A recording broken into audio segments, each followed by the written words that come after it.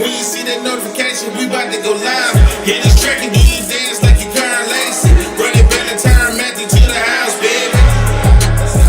It's Tingle and Co. From 7 to 9. Come keep with the show. It's a new era. Let's get it, let's go. From 7 to 9. It's Tingle and Co.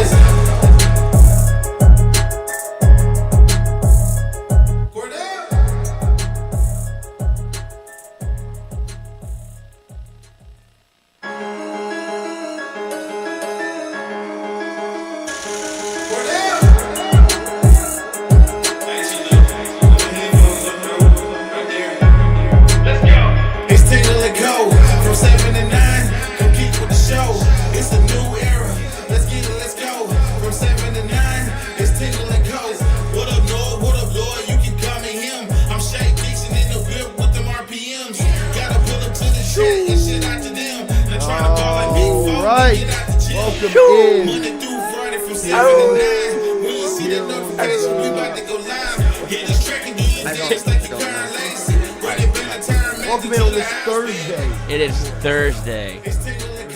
Day 225. No, I just have a quick question for you. You been hosting the show next week? Are you going to be hosting the show next week? Why would I not be hosting the show? You know something I don't? You know something I don't?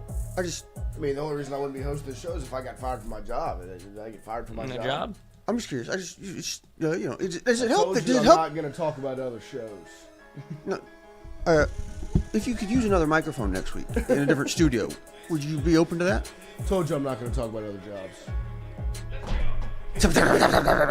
Welcome in this morning. We appreciate everybody getting in here and hanging out with us. Starting your morning here on Thursday morning as we prepare for Western Kentucky, because once again, that's all that's going on, even though we have talked about it 0 times this week. This morning we will be joined early by our guy Joe Schwartz, assistant LSU women's basketball coach, at 7:30 a.m.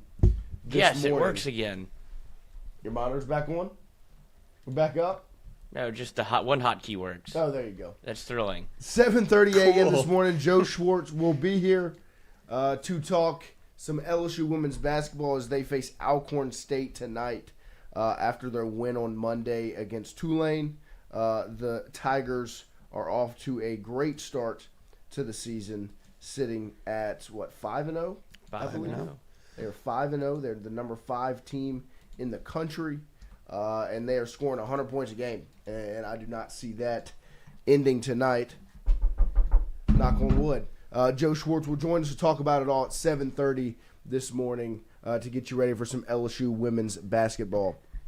We will also follow that up with Wilson Alexander at 8 a.m. Wilson will join us to talk some LSU football, some coaching search, obviously, as well as he put a great write-up out yesterday on Mansour Delane, who has been battling through injury this season. The Tigers cornerback, the best cornerback in the country, has been battling an injury since week 4 of this football season. And impressively enough, has still played like the best cornerback in the country, regardless of what he has been battling through.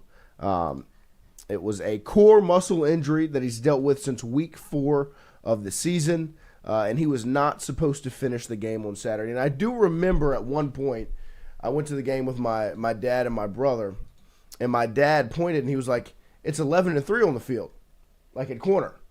He was like, "It was Pickett and Woodland," and I was like, "Oh shoot!" I was like, "Where's Mansour?" And Dad was like, "He's on the sideline right there." I was like, but he still had his helmet on. He was standing right on the sideline. I was like, that's odd. But nothing, it didn't set off any alarms. I was like, maybe, they're just letting these other guys get some run, giving them a breather. I didn't think anything of it. But then obviously you see, if you read Wilson's article on Mansour Delane, that it was kind of a plan for him to not finish that game. He came out, and then ultimately him and Corey Raymond looked at each other, and Mansour was like, "I want to play." And Corey was like, I mean, it's up to you. Like, if you want to go, go. I'm allergic to not playing. There you go. And that's what Mansour said exactly. And he got out on the field and balled out. I will say the funniest, or maybe the most intriguing part of that story is the injury itself. No? Same thing. We got a core A issue. little core muscle injury. We have an issue with the core. It's a core problem It's a core problem. that we have. It's like Tony Reactor in Iron Man 2. And I thought, Or Chernobyl. Oh yes. oh, there you go. Yeah. And I thought it was interesting because I knew the instant reaction. You just saw it in the chat from Fonz. Wait, someone with a core injury and played? Wow. Doesn't have to So- do the same job. It's not the same thing, but I figured that would be a common reaction to that injury. But great stuff from Wilson. He will join us at 8 a.m. this morning. So like I said, Joe Schwartz in about 20 minutes, LSU women's basketball, Lane Kiffin about 30 minutes after that at 8 a.m. to talk about some LSU football. But Lane speaking Kiffin? of – go ahead. Lane Kiffin? Did I say Lane Kiffin? Yeah. Wilson be a- Alexander. I'm reading Lane Kiffin. Wilson Alexander. I wish Lane Kiffin was joining us. We could ask him some cool Wilson questions. Alexander. Yeah, we asked him some questions. He's not going to answer. I don't want to interview him. No, not right now. It would be fun. Now you can see why Pat McAfee did it the way he did. Of Like, I'm not course. talking about Not this. pressing. And I don't know. Obviously, people want answers, and you're not going to get them. And then you can, I guess, if you've heard the teleconference, people start click-clacking quite frustratingly. But I don't know what you want him to say. We talked about this a little bit last night with Mikey and Jay Mitch. Like, how else could he handle it? Once Ole Miss put the ultimatum out there, that's when all of this became very messy. Instead, he's like, I'm just going to keep coaching. And what else would you want if you're Ole Miss, aside from, okay, I guess you're putting me behind the 8 ball a little bit in terms of a decision to make. But we said this yesterday. Would you not trade a national championship in lane walks instead of this and having a then you're late on a coaching search, but at least you have a national championship. Right. And it feels like they're doing the opposite. Yeah, I thought if you didn't hear the SEC teleconference yesterday, it was very intriguing. And that's kind of the next layer of this discussion with Lane Kiffin. Because obviously we talked a good bit about it yesterday, but there was some more stuff that popped up yesterday in the afternoon, with one being the SEC teleconference. And really the biggest takeaway, and we'll play some of the sound, is he's dodging the questions, right? He's not answering the question. I think if you're an Ole Miss fan, you probably listen to that saying, we gave him, he was given every opportunity to say he's staying here and to shut down the question, right? And he's not, And I was telling Lloyd and Jonathan whenever I got in here this morning, yesterday, my takeaway was the way Lane's answering these questions, there's no way he's staying, right? The McAfee interview and some of these other, every answer he gives, there's no way he's staying. And everything sounds like he's gone. But then, when you start to think about it a little bit more, and you think about Lane, you think about Jimmy Sexton, you think about coaching changes and hires in general, you sit back and you go, well, maybe he is staying. Right. And he's saying he's just handling it this way because, he's saying all this just to stay. He's not going to give the answer straight away. He's going to keep playing the game. And so there's just your brain can just do these mental gymnastics and these jumping jacks. Yeah, it's entered into the overanalyzing girlfriend texts. Right. Phase. Especially if you're an Ole Miss fan. Uh-huh. Because I think about the way we are about it. Yeah. They've got to be a million times worse. A million times worse. Well, that's why they went straight to contempt. It wasn't. Right. It was, how dare he? And every group of LSU's like, I hope he does. And they're like, no, I don't even care if he does. And I get it because you want to keep him, but then you let your feelings. You got your feelings. Yes. About it. You allowed him to be vulnerable. Uh-huh. And that hurts when somebody spurns you. Yeah. Or, spawn. Yeah. Let's make another one. That hurts. Ole Miss is going to say I'm pregnant. Yeah. Do you have With the natty baby? Do you have day 225 pulled up? We'll read that this morning. We should all read together. As it is the Baton Rouge day of Book of Lane's book here, and he reads, at the end of the day, we are all looking for a soft place to land, arms that want to hold us, and someone who is willing to listen. We all just want to be loved. We all just want to be known. Remember that when you're struggling to understand someone, find compassion. We are not so different on the inside, although the surface may tell a different story. There you go. Thank you, Lane. 225. Day 225. Is that 225 day. real? Do you think we just? What? That's real. Yeah. He posts one of those every day. This is the 225th day. And there's dig into Lane's that. answer. That's wild. But the next thing I want to play is some sound from the SEC teleconference. If you haven't heard it yesterday, I'm sure you read it. But here is Lane's answer. You can kind of feel some of the intensity in the answers and the questions. Credit the reporters for asking the questions that people want asked. They definitely pressed to try to get an answer. And Lane handled it the way that I feel like he was probably trained by old Nick Saban to answer it. Mm-hmm. There were a couple of answers that sounded like they needed an eye Right. in there. I get more and more. You're making me angry. Right. Do you right. think that they felt that it was on they owed it to the public? Because I'm sure a lot of these people were very critical of the McAfee interview. They said, well, if I got my shot, this is what you have to ask. Right. And then you ask, and you go, he's eating my lunch. Yeah, Right. I mean, This is why he didn't ask these questions. and you made the comment when we were listening to it. You were like, it was almost a game of like, how many ways can I ask this one question? He didn't trick him. And you could see Lane was just, he answered, he's like, I just answered that. I said, I'm not going to comment on other jobs. He's like, But- I don't even know what that means. Like, what do you mean I'm not going to be coaching here next? Like, what? Yeah, that one definitely struck a nerve. Yeah, he's like, When he was asked that. So it might be. Please stop being so fucking annoying. Yeah. Let's see. Here is Lane Kiffin in the SEC teleconference yesterday. Next will be Chris Vanini of The Athletic. Yeah, Lane, do you expect to coach next week as you're preparing for this game? You know something I don't know? I'm asking you. Do I expect to coach next week? Why would I not expect to coach next week?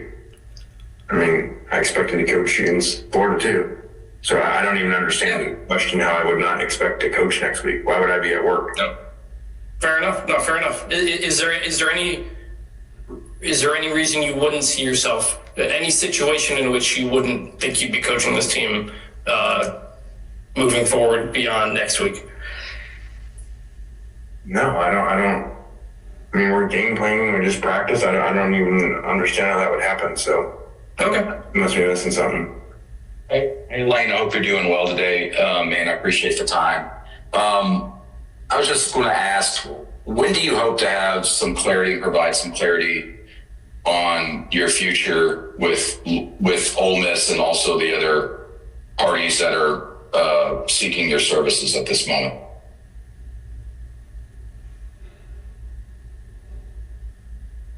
Like I said, I'm saying the same thing for 6 years. I'm not talking about speaking on other jobs. I'm focused on this one, and I guess that's kind of probably went off the question before. Like, are you coaching in the game? Like, I don't even understand what I don't even understand what the question is. Like, of course I'm coaching. Unless you guys know something I don't, or I'm getting fired and I don't know it. Is there a possibility you could take another job before the postseason?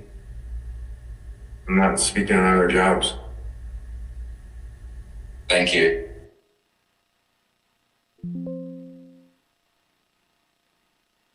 Pose myself, Right. or I'm gonna fucking yell at this guy. Yeah. There's Lane Can't even Kiffin. see him.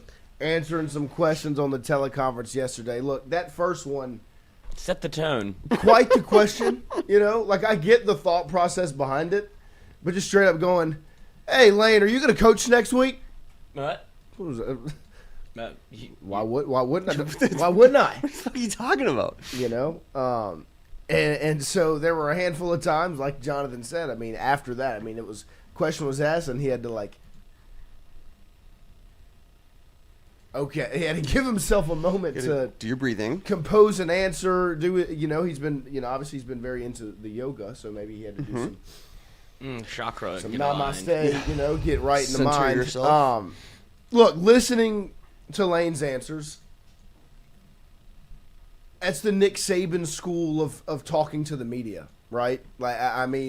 You listen to the way he addressed the questions, and there were some more questions later on, and he did a good job of answering the question while also establishing I'm not talking about other jobs, but I respect your question and I'll answer it. Like they asked him about the timeline of college football and the fact that like it's just kind of been created by the powers that be. This is when hires have to happen, right? Because there's the overlap with the portal and the playoff and the postseason along with the offseason. There's all this crossover. So when teams are making hires, these timelines are going to happen. And so he goes, well, I'm going to talk about this, not including myself, but just in general. Yeah, this is the timeline that the sport is in. You know, he did a good job of answering the questions. But at the same time, he didn't give the answers anybody wanted, right? And so it's once again the dynamic of trying to read between the lines, overanalyze, over-dissect, and kind of pick apart what he says to try to get an answer out of it. And really at this point, you can pick it apart all you want. It's a fruitless endeavor. You're not going to get an answer out of it. Like it's he's saying what he's saying. He's not going to comment on other jobs. He's focused on Ole Miss, but he talks about it in a way of living in the moment, and we're focused on now, and it's the greatest season in Ole Miss history, and all of those things are true. But if you want to overanalyze and over-dissect and go, well, if he's living in the moment, what does that mean about the future, right? And so there's just so many ways to do the mental gymnastics game of trying to pick apart what he's saying. But, you know, like a word of warning to any Ole Miss fans or reporters out there, nothing pushes them away faster than you going, what's wrong? Right. Something's changed. Like, are you going to be here? Do you want to do something in 2 weeks? Tell me what's going on. Like, you know, that's annoying. If I said I'm fine, I'm fine. Yeah. Right? Don't keep asking me if I'm okay. I'm not going to be okay anymore. You know? You're going to piss me off. Right. Like, here it comes. Signs a contract. I think in this current lane situation, you just kind of have to sit back and watch the game get played. Yeah. Like, I still personally think that LSU's in a really good spot. A lot of the sound like he's not going to Ole Miss, and if he's not staying at Ole Miss, I think he picks LSU over Florida. But you can also sit and think about it hard enough, like I said, that all of these answers can be like, well, maybe he's just saying all these things to smoke screen and just go back to Ole Miss and get more money. Or maybe he just wants to see how the season plays out, you know? And it's like, shit, if I can win it, then why would I leave? And I think anything that does happen is going to be done behind closed doors. Absolutely. You know, and I don't think you will know anything until a proper timeline. You know, I think it'll be very methodical and meticulous the way that Sexton and Kiffin handle this, because that is the brain trust of this whole situation. Kiffin and Sexton, you know, I mean that's what this is. Kiffin is I think enjoying this part of it, right? And when he was like Seville said, he was rejected years ago as the guy who was only fit to be a head coach at FAU. He's had so many ups and downs in his career. And I would be wrong to tell him not to sit and enjoy the fact that everyone, the Giants want you, the Dolphins want you, LSU wants you, Florida wants you, Penn State wants you, Tennessee still has a coach and wants you. Go down the list, right? And there was a time when he was positively radioactive, just a handful of years ago. Right. And so the dynamic in the storyline has changed. Yeah. And I think part of him is enjoying kind of being courted, being the hot girl. He grew up. He had his glow up. He got his shit together. He became an adult. And yeah, he was a little slut. Well, I mean, you know, he was 32 getting these jobs. Right. You know, it's like, everyone's going to be an enfant terrible, if you will. You know, you're going to be a fucking brat about it. Yeah. Because everything's worked out up to this point. It's like, I don't even know if I've earned it, but my dad did. Right. And then it was like, well, he's Monty Kiffin's son. Like, he's a genius. He's this play caller. And then you have somebody. It took one person, and it was Al Davis on his deathbed going, Lane, and Jamarcus. Right. Put them together. W. And it's like, how old are you? 32. Have you ever been a head coach before? Nope. Okay, take the keys to the Oakland Like, Raiders. this dude, he's legitimately paid his dues. Yeah, and you've seen it. I don't know if there's another coach you compare it to that you've seen happen in real time. No. Where it's every time you look up, it's Lane Kiffin is at the center of something, whether it be another coaching search. And I think that's why when it comes to this job in particular or this time, it's because, I mean, history kind of tells you what he usually does. Right? And that's where my confidence lies with LSU, because LSU feels like that's the spot, right? If he's going to uproot what he's built at Ole Miss, it would be for a gig like LSU.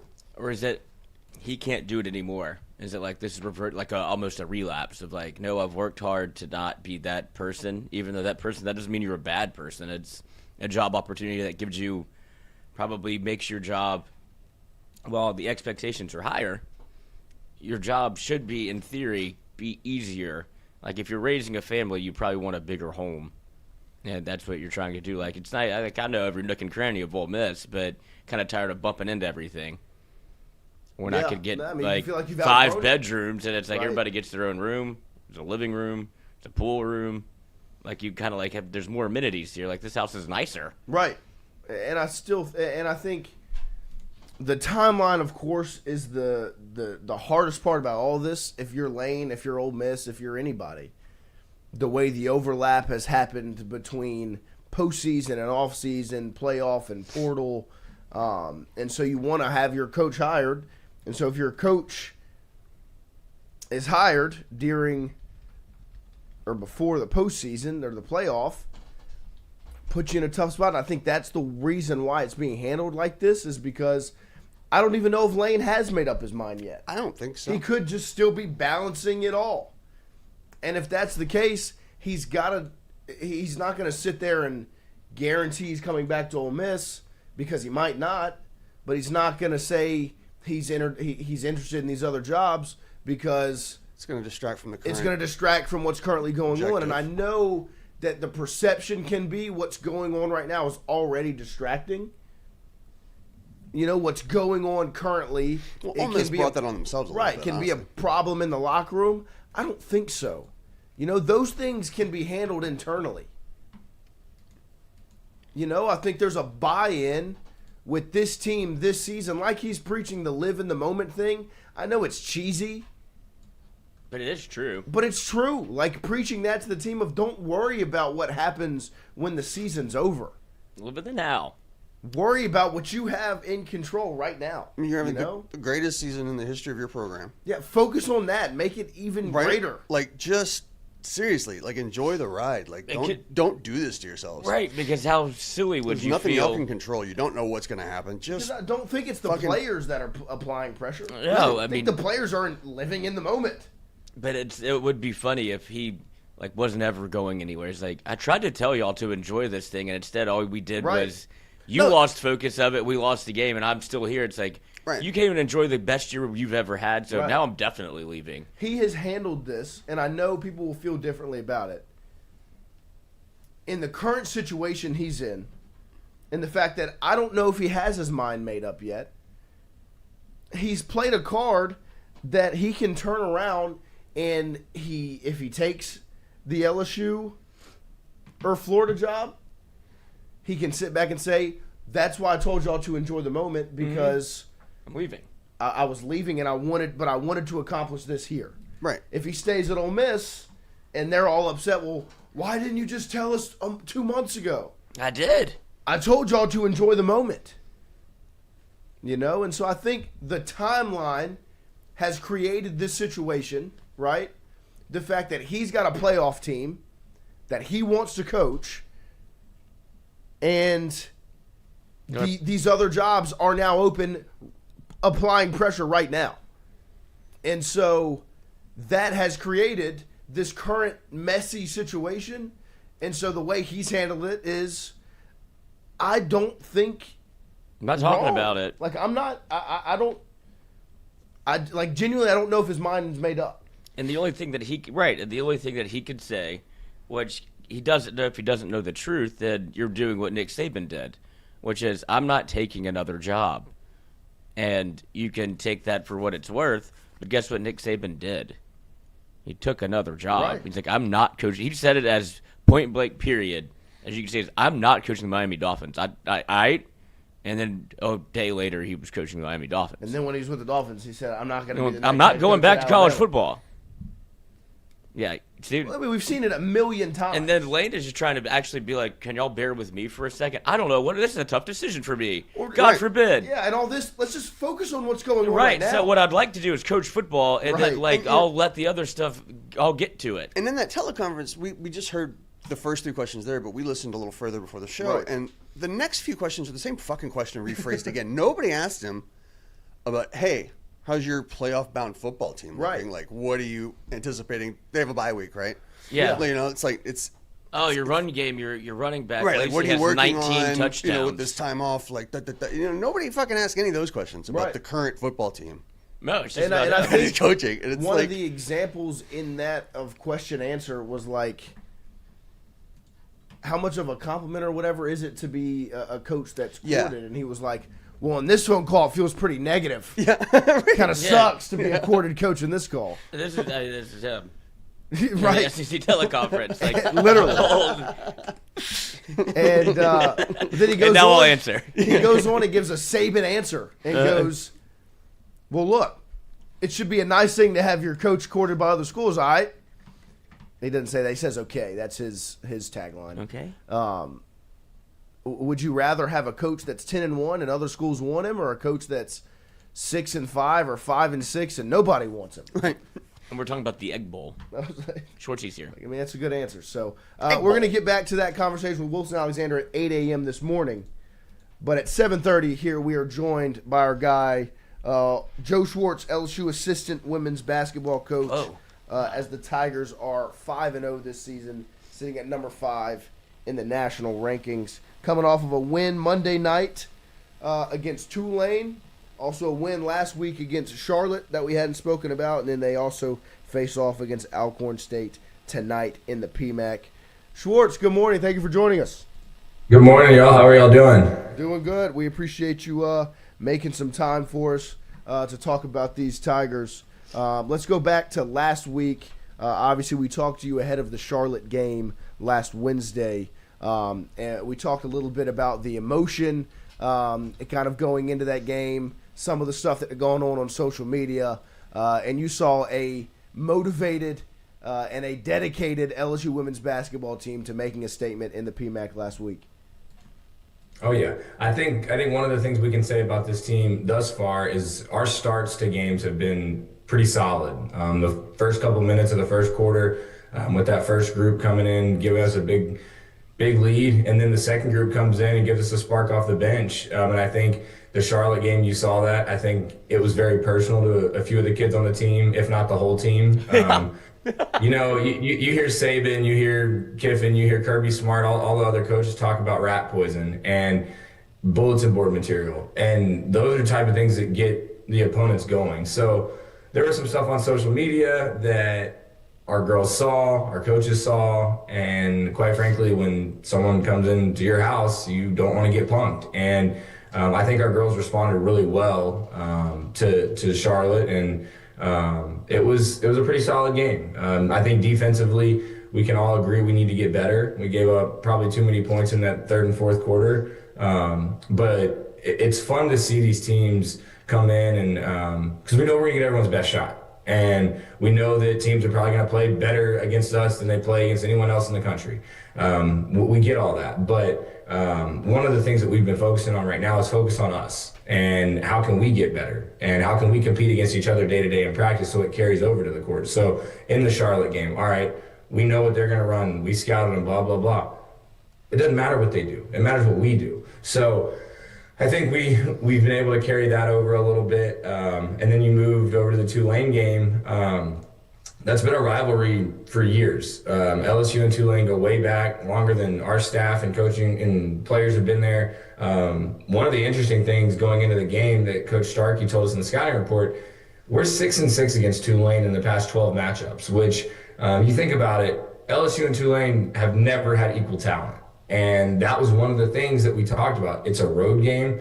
the talent gap is massive. Really, our talent is a lot better than Tulane, but we know we're going to get their best shot. We know they're going to play hard. It was a sold-out crowd. And then you look up, and our first group got us out to a massive lead. And I think at one point it was 41-13. And like that's the type of stuff that excites you. The stuff that doesn't excite you is the last 3 quarters we only outscore them by 7, and we get out rebounded. They had 24 offensive rebounds. I think Coach Starkey said it's the first time in 3 years we've been out rebounded by a non-Power 4 opponent. So you can imagine the past couple of days of practice have been about us, because that's the common denominator. Is the only way we're going to get better right now. We get it. Some of these teams on our schedule aren't great, but we got to get ready for conference play, and we can't be getting out rebounded in conference play. We can't be giving up 70+ points in conference play. So while these games are fun and while it's showtime, we've got to focus on us, and we've got to keep getting better day to day. Oh, take me back to the Charlotte game, because you kind of had mentioned it off air that there was a little bit of smoke going on between the I guess the girls and social media. How much did that get into the locker room, and how much was I guess the coaching staff and Kim Mulkey aware of, like, look, this is kind of like Remember the Titans. We're gonna warm up a little bit differently tonight, because it seems like she was okay with it. Well, you're never okay with technical fouls. I'll but 3 is cool. Yeah. I think that might be the most I've ever been a part of. We had a high school game and that we had a couple, but 3 from the same team is pretty nuts. But I'll answer that. This goes way back. This goes to year 1 when we played Jackson State at home in the NCAA tournament, and their coach on Selection Sunday, when LSU popped up on the screen against Jackson State, she said something along the lines of, Kim Mulkey's got it coming for her. Not really sure what that means, but that was bulletin board material. And Coach Mulkey met with her after the game. They're the opposing team's coach, who is now at Charlotte. She was the head coach of Jackson State, and said, hey, maybe don't say stuff like that. Like, I want you to be, like, she's a good coach, but this is how you become a very good coach, and maturity and blah, blah, blah, coach speak, if you will. And so we thought it was done, and then sure enough, the night before the game, a couple of us are scrolling TikTok. A couple of the coaches, assistant coaches, have a group text with the players, and one of the videos surfaced there. And so coach hits me up and says, hey, I need this on the big screen in the film room tomorrow. And sure enough, we had it on the big screen in the film room. And the funny thing is, and I guess I can say it now, we didn't have 1 or 2 good days of practice leading up to that Charlotte game. And I don't want to say we were soul searching, but it was the start of the season. We played, I think, 3 games in 5 days, hadn't had an off day in 2 weeks. So we had every excuse to not be energetic and not be ready to play. And the day before practice, coach said, guys, they're going to come in here and give you a ball game if you're not ready to play. Well, sure enough, we go home that night. We see that stuff on social media. And needless to say, we had a very good shoot around, and you saw what we ended up doing to Charlotte. So it dated back to the Jackson State days when she was there, and then they posted some TikToks, and our girls didn't like that. So, yeah. And then obviously you look at Monday night against Tulane, like you said, got out to a huge start in that game, talking about that starting group. One thing that I did want to talk about, some of the star players. I saw a graphic put out, and I think Flau'jae retweeted it or quote tweeted it, because it had the deflections on the graphic. I think Flau'jae had 8 and Mylasia had 18. And Flau'jae said something along the lines of, like, don't ever put my deflections next to hers again. Talk about the job that those 3, Michaela, Mylasia, and Flau'jae, have done through the first 5 games of the season, kind of leading the way and playing such good basketball that it's kind of up the level of everyone else around them. Well, first I want to start off with that graphic. This is something new that we're doing every year, or every game. And I want to give a shout out to our social media team, because as I'm looking, I just pulled it up right here. It's got 536,000 views, which is unheard of. Like, we don't get that type of engagement on most of our tweets, but I think it just goes to show the product that we're putting on the court, the eyes that are on our program, and the work that our social media team does. So with that being said, we chart deflections and a lot of defensive stats. And that's one emphasis that we put, we wanted to focus on this summer. And that started with Coach Starkey's defensive conditioning once a week this summer on top of the strength and conditioning. So we were working on getting on the floor for loose balls. We were working on creating extra possessions by getting our hands on the basketball, being in passing lanes. And, the first couple of weeks of summer, they didn't like that. They didn't like the extra conditioning. Oh, well, we just lifted. Our bodies don't feel good. Well, your body's not going to feel good in the middle of February when you're playing for a potential SEC championship or you're playing to get a good seed in the NCAA tournament. So we were trying to build those habits this summer, and the carryover has been great, but it starts with those three. It starts with Flagey and Michaela, their returners. Flagey, who's been here for 4 years. Michaela, who's going into her third year. And then you bring someone like Mylasia Fulwiley, who is active all over the floor, both ends, but extremely active on the defensive end. Now, one thing that we've had to kind of talk to Lay about, these graphics look good. 18 deflections, 8 steals, 2 loose balls, 3 rebounds. The one stat that wasn't on there was 10 drive-bys. You got blown by 10 times. So for the 18 good things that you did, there were still 10 that we can improve on, which is insane to think about. Right. And for the non-basketball people or the casual fan listening, what a blow-by is, or a drive-by in basketball terms, is when the man that you're guarding dribbles past you, forcing your teammates to have to come help and break down, playing a lot of 5-on-4 basketball or 4-on-3, being out of position. So as much as we love Lay getting in the passing lanes, getting steals, getting deflections, we still want her, and it's crazy to think, we know she can be a better defender. And we've worked on that. We had an all-defensive day yesterday at practice, and the way Coach said it to start the day yesterday was, hey, we're treating today like a game day. We play tomorrow, so we're going to have a game today, game tomorrow, because next week we leave Tuesday for St. Thomas and the Virgin Islands, and we play Friday, Saturday, so back-to-back games. So the way that we're kind of practicing right now is to simulate as much as a game-like atmosphere and a game-like situation as we can. So the graphics are great, the deflections are great, but Flagey, she's going to troll on social media. And as many deflections as she had, as many rebounds, that's great, but I told her, I said, get more deflections. Yeah. If you don't want to be embarrassed, get more deflections. But we laughed about it, and that's what's so fun about this group is they're all pulling for each other. They all want each other to be great, and they all want this team to be great. So seeing the work that they're putting in on a day-to-day basis is real special.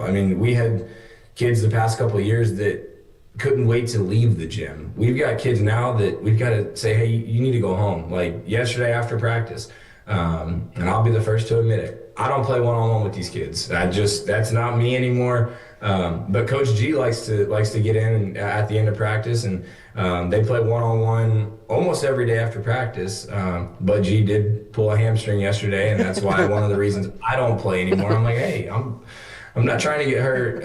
And plus, these kids are really good. And we've got dream teamers that do that. And we got kids getting extra shots up, coming in early for extra work, shooting a lot of free throws. I'm sure y'all will touch on that. But, Flagey, Michaela, and Fulwiley have really helped build this locker room chemistry. And I'm excited about the next few weeks because we've got some fun ones coming up. Oh, I was gonna say, because when you talked about the blow-bys as opposed to the deflections, it just reminded me of Worm and Coach Carter. It was like, Coach, read me my numbers, and it's like he gives all of the turnovers and the the missed free throws, and he's like, no, Coach, I had 18 and 6. He's like, no, you had 12 and 10, and so it reminds me kind of keep that pressure on you a little bit. You can't get too complacent. You can't just look at the good. There's the bad part of it if you want to be able to kind of get where y'all are going. You're exactly right. And that's one of the things that we're starting to focus on. We get it. We're not, I don't want to say we're not playing good teams. We're playing teams that we know we're better than. But we break down certain statistics, and one of the ones that Coach Starkey and I, we've turned into huge analytics guys for whatever reason, but looking at possessions, it's a possession game. We get that. Right now, we're playing extremely fast, averaging right at 80 possessions a game, which is exactly 2 a minute, which is very good. But our efficiency, that's one thing that we're looking at. We're scoring 1.4 points per possession, which means you're taking good shots. You're sharing the basketball. You're passing up okay shots for good shots or good shots for great shots. But flip it to the defensive end. Right now, we're giving up about 0.7 points per possession, which is good. But we've got to kind of take out a couple teams outside of the Southeastern game, like Georgia Southern, 0.9 points per possession. Tulane was 0.8 points per possession. So in the Dean Smith world, way back when he kind of started these basketball analytics, anywhere from 0.75 to 0.85 on the defensive end means you're pretty solid. So it's stuff that we look at, and we look at free throws per possession. We look at turnovers per possession because we know we're playing a lot more possessions than other teams. So some of these numbers may be skewed. So like if we have 17 or 18 turnovers in a game, but we have 88 offensive possessions, our turnover percentage isn't as high, or it's not going to be as high. We may have more turnovers, but when you have more possessions, there's more opportunities for turnovers. So we're trying to really, really nitpick at things that we need to get better on, because you don't want to be complacent and content with these 100-point victories, not 100 points, scoring 100 points and winning games. The streak's awesome. We love it. I mean, we love being able to put up 100. Our offense is very good. With that being said, our defense has to get better. We need to get better defensively. We know that. We're focusing on that on a day-to-day basis. And I think you're going to look up in February and early March, hopefully late March, and we want to be in the top probably 10% of most of those major defensive categories. And I think we're on our way. It's just going to be a process. And I'll ask you, ahead of the game tonight against Alcorn State, obviously, you talked about it a little bit before, coming off the Tulane game, some rebounding numbers. You brought up the free throw numbers. Are there some things that y'all are focused on getting right from Monday to tonight, and then obviously tonight moving forward before y'all hit the water next week going to the Virgin Islands? We got to get above 70% at the free throw line, Coach. I think the answer is yes, and we've shot a lot of free throws this week. And up until today or this year, I don't think we've had a team that's, I don't want to say struggled, but I mean, I have our stats pulled up right here. 74% first game, 53.8% second game, 65% third game, 80.4% fourth game, and then Tulane 61.3%. That's all good, or that's not good. But on the flip side, look at our free throw margin: +9, +4, +8, +21, +22. So we look at our margin of victory, and it's like, oh my God, guys, we're shooting, say against Tulane, 61.3%, but we missed X amount of, I think we missed 12 free throws. We shot 22 more than them. So take that and the 10 layups we missed. Instead of a 30-point win, we might win that by 45 or 50. Mm-hmm. Take the blow-bys away, and they may not hit as many threes as they did. So I think, like I said, being nitpicky about the certain things, missing free throws, defensive breakdowns, I think that's what's going to continue to motivate our kids.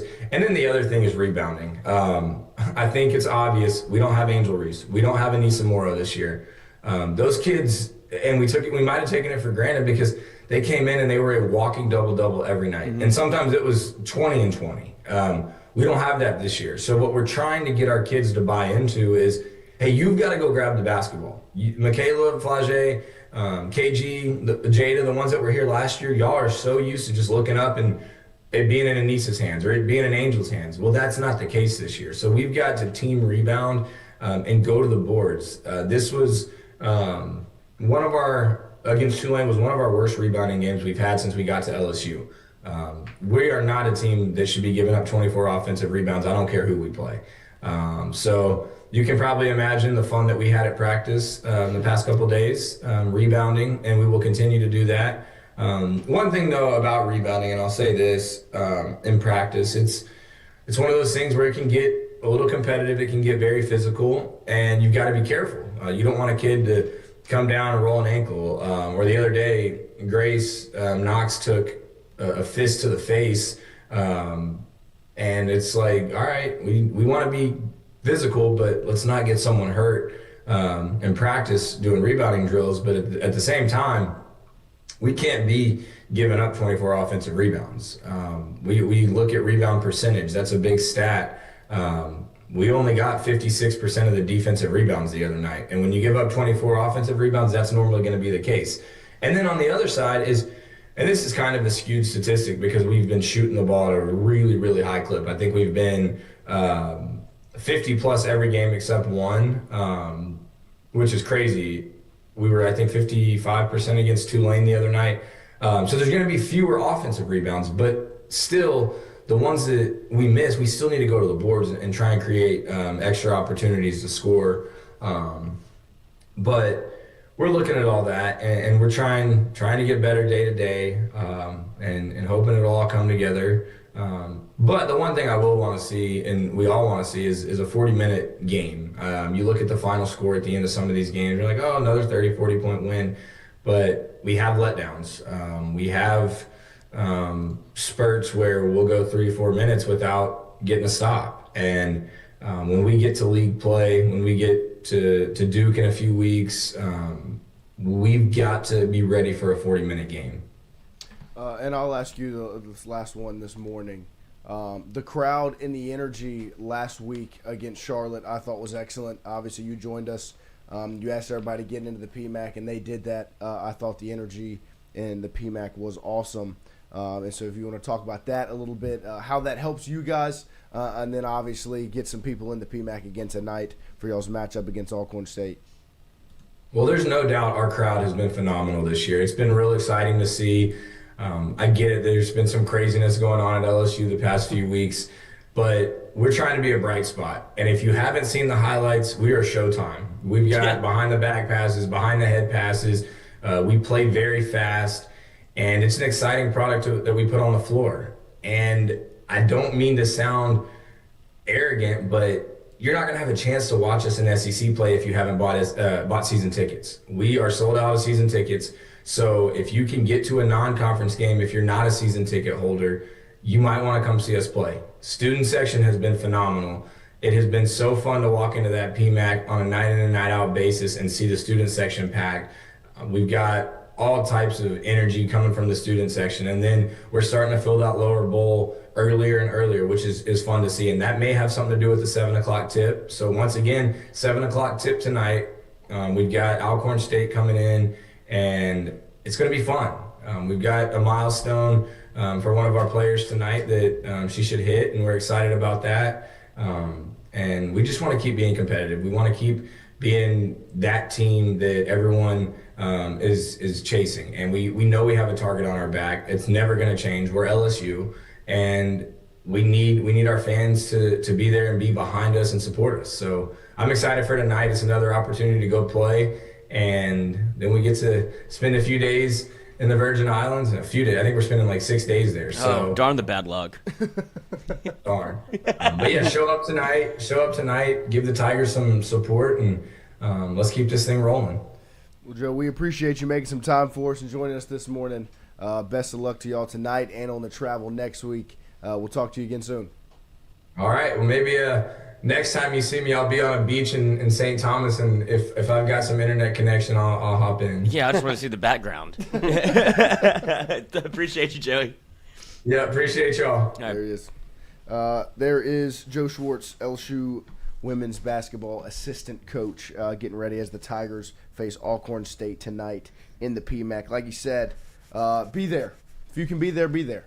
Get to the PMAC, watch these Tigers play, because he's 1,000% right. They are fun to watch. Nothing if not fun to watch. Last time they were in the PMAC, they put on a show against Charlotte. And so I know, like you said, it's crazy around LSU, but that doesn't mean you need to stop supporting the number 5 team in the country that's undefeated and looks to add to that tonight. We appreciate him making some time for us. Don't forget, every single day We're brought to you by All About Inflatables, our friends over at All About Inflatables. Go to allaboutinflatablesds.com. Hit that big red button in the top right that says Book Now, and it'll walk you through the step-by-step process to get yourself an inflatable. But as we get into the colder part, or supposed to get into the colder part of the year, he has shifted. All About has shifted their focus to All About holiday lighting. So they're still doing inflatables on the weekends and throughout the week, but they're also committing a lot of time to All About holiday lighting. There are a lot of neighborhoods that have HOAs that need lights. It's a rule to have lights on your home, or if you just want them and you want to take away the struggle and the hassle of getting up on your roof or on a ladder and doing it yourself, call 225-276-0608 or go to allaboutholiday.lighting.com or just check them out on Facebook or Instagram, All About Holiday Lighting. Look at some of the pictures of the homes and businesses they've already done. They put some lights over on Frank's Restaurant. Look really good right there out in Baton Rouge and Prairieville. They've got those lit up, as well as some homes around the greater Baton Rouge community also. So if you want some lights on your home or your business, reach out to All About Holiday Lighting. We will take a quick break here. As we've approached hour number 2 this morning, we'll be joined by Wilson Alexander to start it off at 8 a.m. as he put out a write-up on both Monsieur Delane and the injury he's battled through and still been the Thorpe Award winner, and also some comments from Lane Kiffin yesterday. He wrote about the SEC teleconference as well. So we'll be right back with Wilson Alexander right after this. Is this fair or foul? I will pound you and pound you and pound you until you quit. I mean, freezing. Right, but you're the pervert. I mean, this is sports. Yeah, I mean, I think you can definitely look at that and just be like, oh, I mean, I understand what that they're saying here. This is football. Right. You're going to pound them. And pound them. And if you think something's wrong with that, that's on you. That's right. This is a contact sport. Actually, except it's for fencing.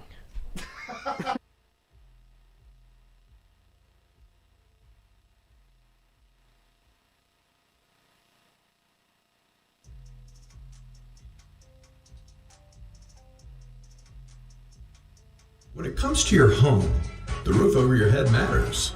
At CAS Roofing, we don't just install shingles, we build peace of mind. With years of experience and a commitment to craftsmanship, our team shows up on time, gets the job done right, and treats every project like it's our own home.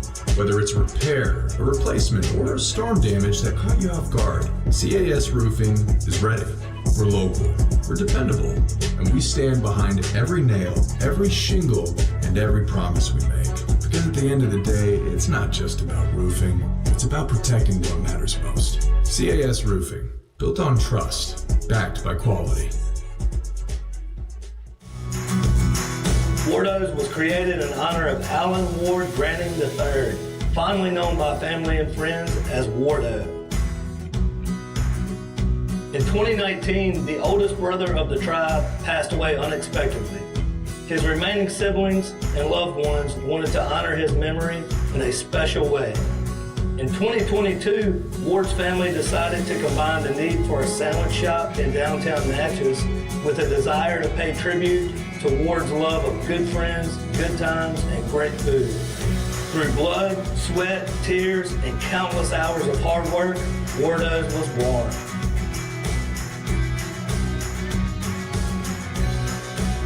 So go visit Wardo's today at 309 North Broadway Street in Natchez, where the po' boys are so good, you'll swear you're in Cajun country. Hey, Miss Lou, come visit us, Tom and Wright Granning at Go Martin on the Go Deli. Go Mart has clean restrooms, community coffee, an awesome beer cave, and a great selection of anything you may need.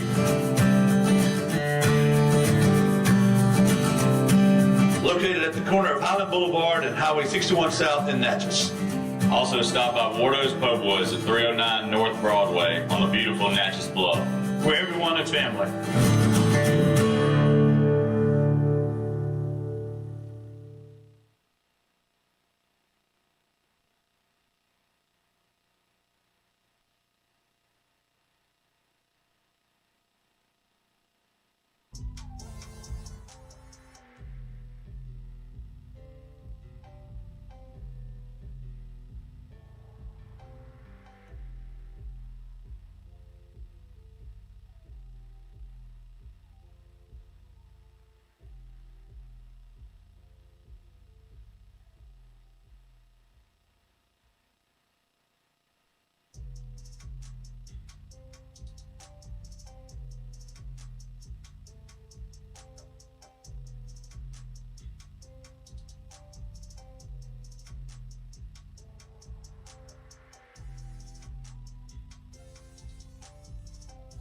All right, welcome back here as we'll be joined by Wilson Alexander very shortly. While we wait for Wilson to join us, I wanted to read a Tiger Droppings post that our guy Christian screenshotted and posted on his Twitter the other day. It is from it was posted by Valley Oil, okay, at 4:27 p.m. How many posts? On, I think that's, Tuesday? How many posts? It doesn't, you can't see. But this one got 23 upvotes. Oh. It says, whatever happens, this is awesome. I went crazy seeing the jet land yesterday and got a text about it while my very European coworker was in my office. I tried explaining the magnitude of this to him, and literally, the European mind cannot comprehend why people care so much. Nothing in sports compares to an SEC coaching search. Grown men, myself included, watching flight paths of private aircraft and building hope upon that a high school kid enrolled at U-High. This is like crack. I cannot help myself but hitting refresh and hitting the pipe of the next insane take or rumor. I literally could not have said it any better myself. No. That's exactly where we're at. I've never had so many questions about if a kid is enrolling at a Baton Rouge High School or not. And I was like, look, I mean, I think everyone's heard the same thing. I also don't know. They could be having the same conversations in Gainesville. They have. Gainesville High might be getting Knox Kiffin as their quarterback. They were reporting that they've talked to the coach. Like, it's that's what's crazy about all of it is flight tracker. It is literally unbelievable. So we'll continue the conversation this morning as we are joined by Wilson Alexander of The Advocate. He made some time for us this morning to talk some LSU football in the midst of this coaching search and everything that's going on. Wilson, we appreciate you making some time for us. Good morning. Good morning, y'all. Thanks for having me. Of course. We'll start it here. Yesterday, you were part of the SEC teleconference. We played some of it this morning on our show and listened to it prior to the show. I thought that I was very, not surprised, but intrigued as how many reporters kind of pressed Lane, and he just stuck with his answer. What were your takeaways from listening to Lane Kiffin's answers yesterday and kind of the way he handled the SEC teleconference?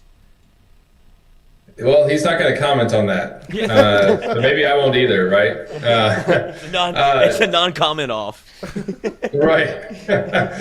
It's our obligation as reporters to press him as much as we could to try to get some answer to some sort of question to figure out his intentions and what he thinks about LSU and Florida and Ole Miss. Lane didn't bite on anything, and that's his right. He doesn't have to. I thought he handled it pretty well. He was without, because in that situation, some coaches I think can border on sort of anger. And the only question that Lane really bristled at was, do you expect to coach in the Egg Bowl next week?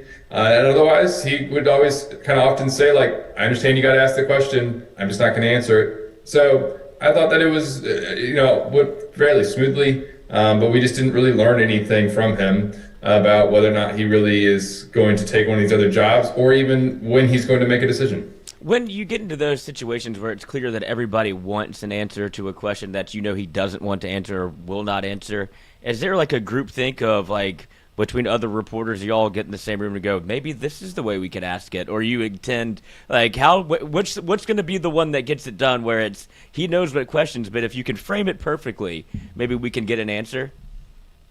Yeah, that doesn't happen on like a teleconference call like that. I mean, everybody's spread out. There have been situations in my career when we've, certainly with my own like coworkers, we've sort of brainstormed like, okay, what do we need to sort of ask here? And sometimes even before like a Thursday press conference with, Brian Kelly or now Frank Wilson, to be like, we'll just sort of talk as amongst the beat, like, what do you think about asking today? Well, what's important today? Just sort of make sure we don't like miss on anything. But yesterday, no, there was certainly none of that, just with everybody spread out. But to that point, like I had the last question, and so I was sort of ended up thinking like, okay, wait, what can I ask him that hasn't been asked that could maybe get a different answer? And I tried, but it didn't get a different answer. Shoot or shoot. Yeah, no, I thought it was a great question.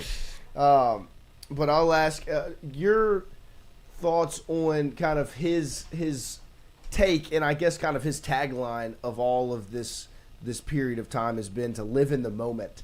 And I think that's a funny answer just from my perspective of like, for the LSU fan base and the Florida fan bases of like, oh yeah, he's saying live in the moment because, he's leaving. And then an Ole Miss fan's probably hearing it and either freaking out because of that thought or living in the moment because he loves it here. What has been your takeaway on that kind of train of thought and the way he's used that line up to this point?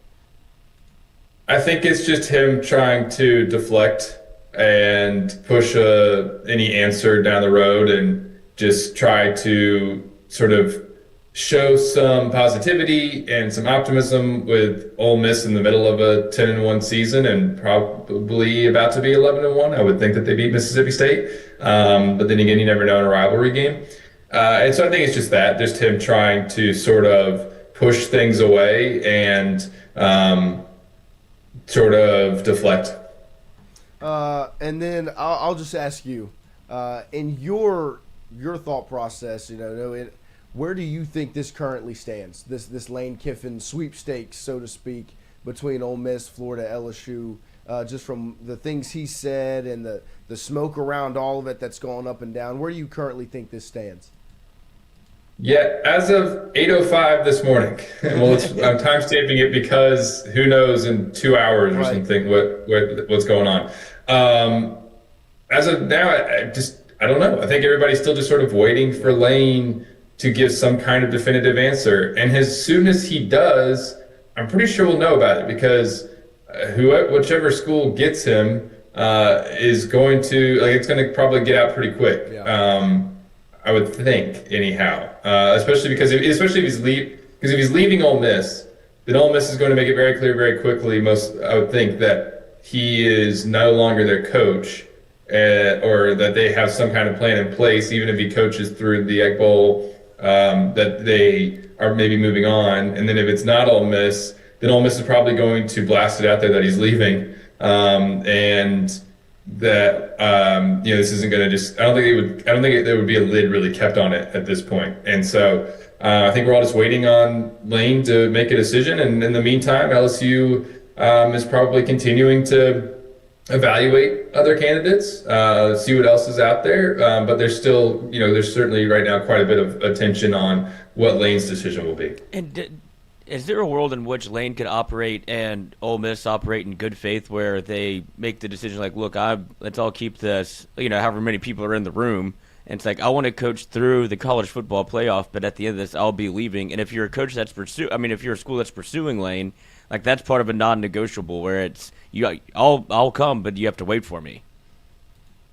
Yeah, that's a possibility, and that's certainly been one of the sort of most intriguing things here. I mean, we have and Lane mentioned that on the teleconference yesterday, right? Like, this is a problem that was bound to happen with the college football playoff set up the way it is, and the calendar just in college football being the way it is, where other schools are going to start to move on their offseason and into the next year, and then other ones are coaching in the playoff. And if you want a playoff-bound coach, you're going to have to deal with this. And, we've seen that in the past with coordinators. On playoff teams will stick around at their school, finish out the playoff run, and then come over. I remember covering Georgia when I was a student there, and that's what Kirby Smart did at Alabama. He was the head coach at Georgia, but he stayed on at Alabama through their postseason, and then officially started work at Georgia, and he was kind of splitting time.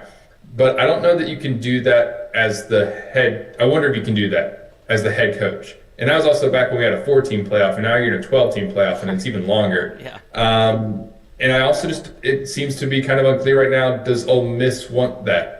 Because they're going to have to get a jump on their coaching search. What if they were to have a coach in Lane Kiffin, who's on his way out, and they went, and before he's even on his way out, they went and hired their next coach? Like, how would that dynamic would be so unprecedented? And maybe it could work, but it would just be really unusual. And so, and from all the reporting that's out there, Ole Miss doesn't seem to want to do that. So I doubt that ends up going in that direction. And then obviously yesterday there was some news, and then it became non-news, but still news. Sumrall had a meeting with Florida, and there was no meeting with Florida. It was on the books, but it wasn't on the books. What was your take of that situation? I think there's a lot of speculation that maybe it was to apply pressure to Lane, or to be some sort of smoke screen or however it was handled. What was your take on the Summerall meeting, non-meeting yesterday with Florida? That was wild. Yeah. For a news outlet to refute its own reporting was like, I'd never really seen that. I thought that was very strange. All I can go off of is what we reported. Our Tulane beat writer, Gary Smith, said, according to a source, close to that situation, that there was no meeting that was even ever scheduled. And then we get John Summerall posting pictures from the meetings, Wednesday night. And it's interesting because Summerall is certainly a candidate at other places. Auburn, I think if Ole Miss opened up, Ole Miss would be very interested in John Summerall and he would be interested in them. But clearly he's not going to be getting the Florida job or going after the Florida job himself. And so that was just another little weird sort of occurrence in the midst of all of this. And then speaking of Summerall and just some other names, for LSU, if it's not Kiffin, because it feels like we've said, they're going all in on Kiffin. If it's not Kiffin, what direction could you see them potentially turning after him? The name that I hear the most in conversation is Eli Drinkwitz. From what I understand, LSU sort of has this in different tiers, and I think that Eli is in that top tier of their candidates. And then after that, I think there's maybe some separation, where you then get into maybe a John Summerall or somebody else. And who those other people are, I don't know that I can say like with any degree of absolute certainty. And I wouldn't want to be like misleading people. Yeah. But I do hear the Eli Drinkwitz name has come up in multiple conversations with multiple different people as somebody who LSU is serious about, and that Summerall is not being dismissed, as which is notable compared to like how LSU just didn't even look at Billy Napier in 2021. I think Summerall is at least like intriguing to them, and so. But again, then you're still dealing with, Auburn and, again, potentially Ole Miss if Lane in that scenario were to leave for Florida instead of LSU. So, and that's about as good as I've got right now. It's not a lot, but I just don't want to throw something out there that is, totally wrong. That's what I think everybody's kind of in the camp of. It's Lane or bust at this point for LSU. It's kind of one name. And then you hear other names, but it's like, I know that they're for sure interested in Lane Kiffin. And so that's kind of where everybody is. And the rest of them like, oh, that'd be nice. But I do have a question on the Lane front real quick. And as Ole Miss goes, if he were to be announced as a head coach somewhere else before the college football playoff, would that hurt their chances by the committee? Because you've seen how this committee operates. It can be anything. Is that something that they would take into consideration? Like almost when Jordan Travis got hurt from Florida State, like they can't go in now. And if Lane Kiffin leaves Ole Miss, they kind of lost the guy that got him there. Yeah, I would think so. For that exact reason that you just said. I mean, they've taken that kind of thing into account before with a player injury. A coach not being there anymore, your head coach not being there anymore, I would think would probably get considered by the committee. And the thing is, would it drop Ole Miss out of the field at 11-1? I would hope not. Like that team would deserve to be in. Right. But would it drop you from maybe the 6th seed to the 8, where you're still hosting, but you're kind of on the, right on that line? Or would you even get sent on the road? I would hope not, because I think what the team has done would have earned that right to host a first-round playoff game. But it wouldn't shock me if the committee did it because of what some of their actions have been in the past, and their reasoning for some of their picks this year has been, or some of their decisions has been questionable at best. Just sort of very odd sort of reasoning for some things that doesn't seem to be getting explained very well. And so, I would hope not for the sake of those players and the rest of the people on that team, but they've sort of set the precedent before with a player. I mean, if your head coach is gone, I could see them getting dropped down a little bit. Head coach and play caller. Like, pretty much well known of what he does offensively, so it would certainly look different. But also it makes me think of, with all of this going on and Ole Miss hosting a first-round playoff game, that place is going to be a spectacle. Because if it starts going wrong... All 68,000 of them would be rocking. Hanging from the rafters. As we talk about head coaches, LSU's current head coach, interim head coach, Frank Wilson, I talked about it with Jacques and Glenn this week as well. I thought Saturday really was a pretty cool moment to witness and to see him run out of the tunnel with them, and then obviously overcome with emotion after the game. What have you taken away from the job that Frank has done over the last couple of weeks, kind of holding the rope and keeping the program in the position it currently is? Yeah, he's done well in that regard, not letting this thing fracture and crack to a degree where players are just like giving up. I mean, this is not a good team, but this team is still fighting, and that's I think that's admirable because you've got a lot of players who are on this team who came in for one season at LSU. It's that mercenary thing that gets talked about a lot. And they're not just throwing in the towel down the stretch. I think if they did, we would have seen that happen against Arkansas. And even if they like before, there have been signs of that before, because I say that because maybe they still do against Oklahoma or something like that. But they haven't done that yet. They didn't do it against Alabama. They didn't do it against Arkansas, especially on the defensive side of the ball. They're still flying around and making plays. And you've got Mansour Delane playing through an injury and trying to finish out the season. Stuff like that, where I think Frank Wilson's done a good job just sort of keeping this group at least together, so that you still are competitive in the games in which you play, at least as much as you can be. I think the Oklahoma game is going to be really, really tough for this team. But it was also very cool, as you said, that scene on Saturday for him post-game, a guy who's poured a lot of himself into LSU during his career, to him to have that moment where he gets a win as the interim coach, regardless of how ugly it was over a bad Arkansas team. They get the win, and for him to be able to celebrate like that was, I'm sure, something that he'll never forget. And then I'll ask you, when you look at the current quarterback situation at LSU, I saw when y'all spoke with Michael Van Buren earlier in the week, he essentially said when he was asked what his plan or his future would be, he talked. He wanted to stay in LSU. Stay at LSU. He loved Baton Rouge. What were your takeaways from hearing him speak on that situation? Because I do think there have been a lot of people that just assume that the portal was imminent with him transferring in, the coaching change happened. But with the standing LSU's quarterback room is in now and going to be in this offseason, to me it's good news, and it was good to hear Van Buren say that.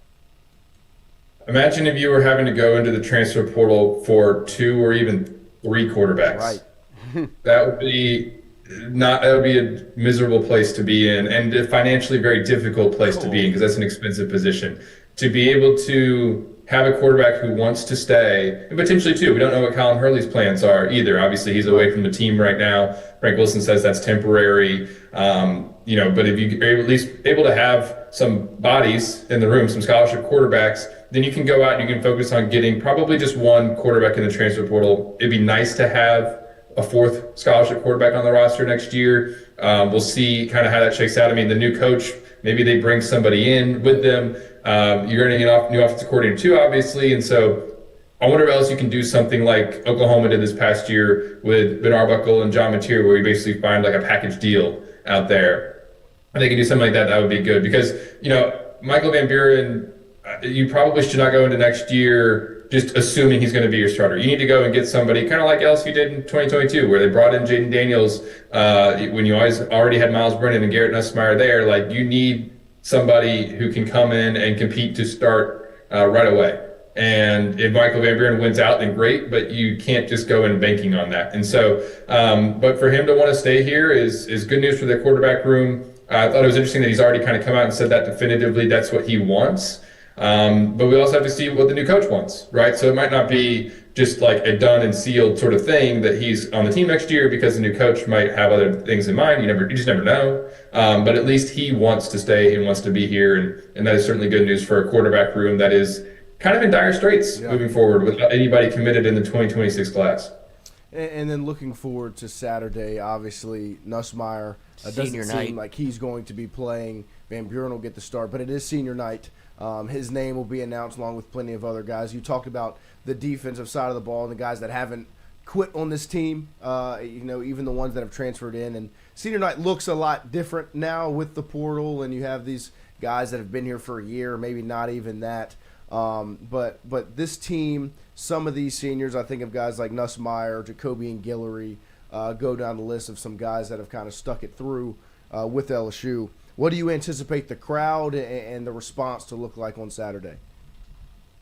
I don't anticipate much of a crowd, I guess. I mean, it's a night game in Tiger Stadium, and gosh, I've been impressed by everybody who sits in like the south end zone. That place is that part of the stadium in particular is still very full. Yeah.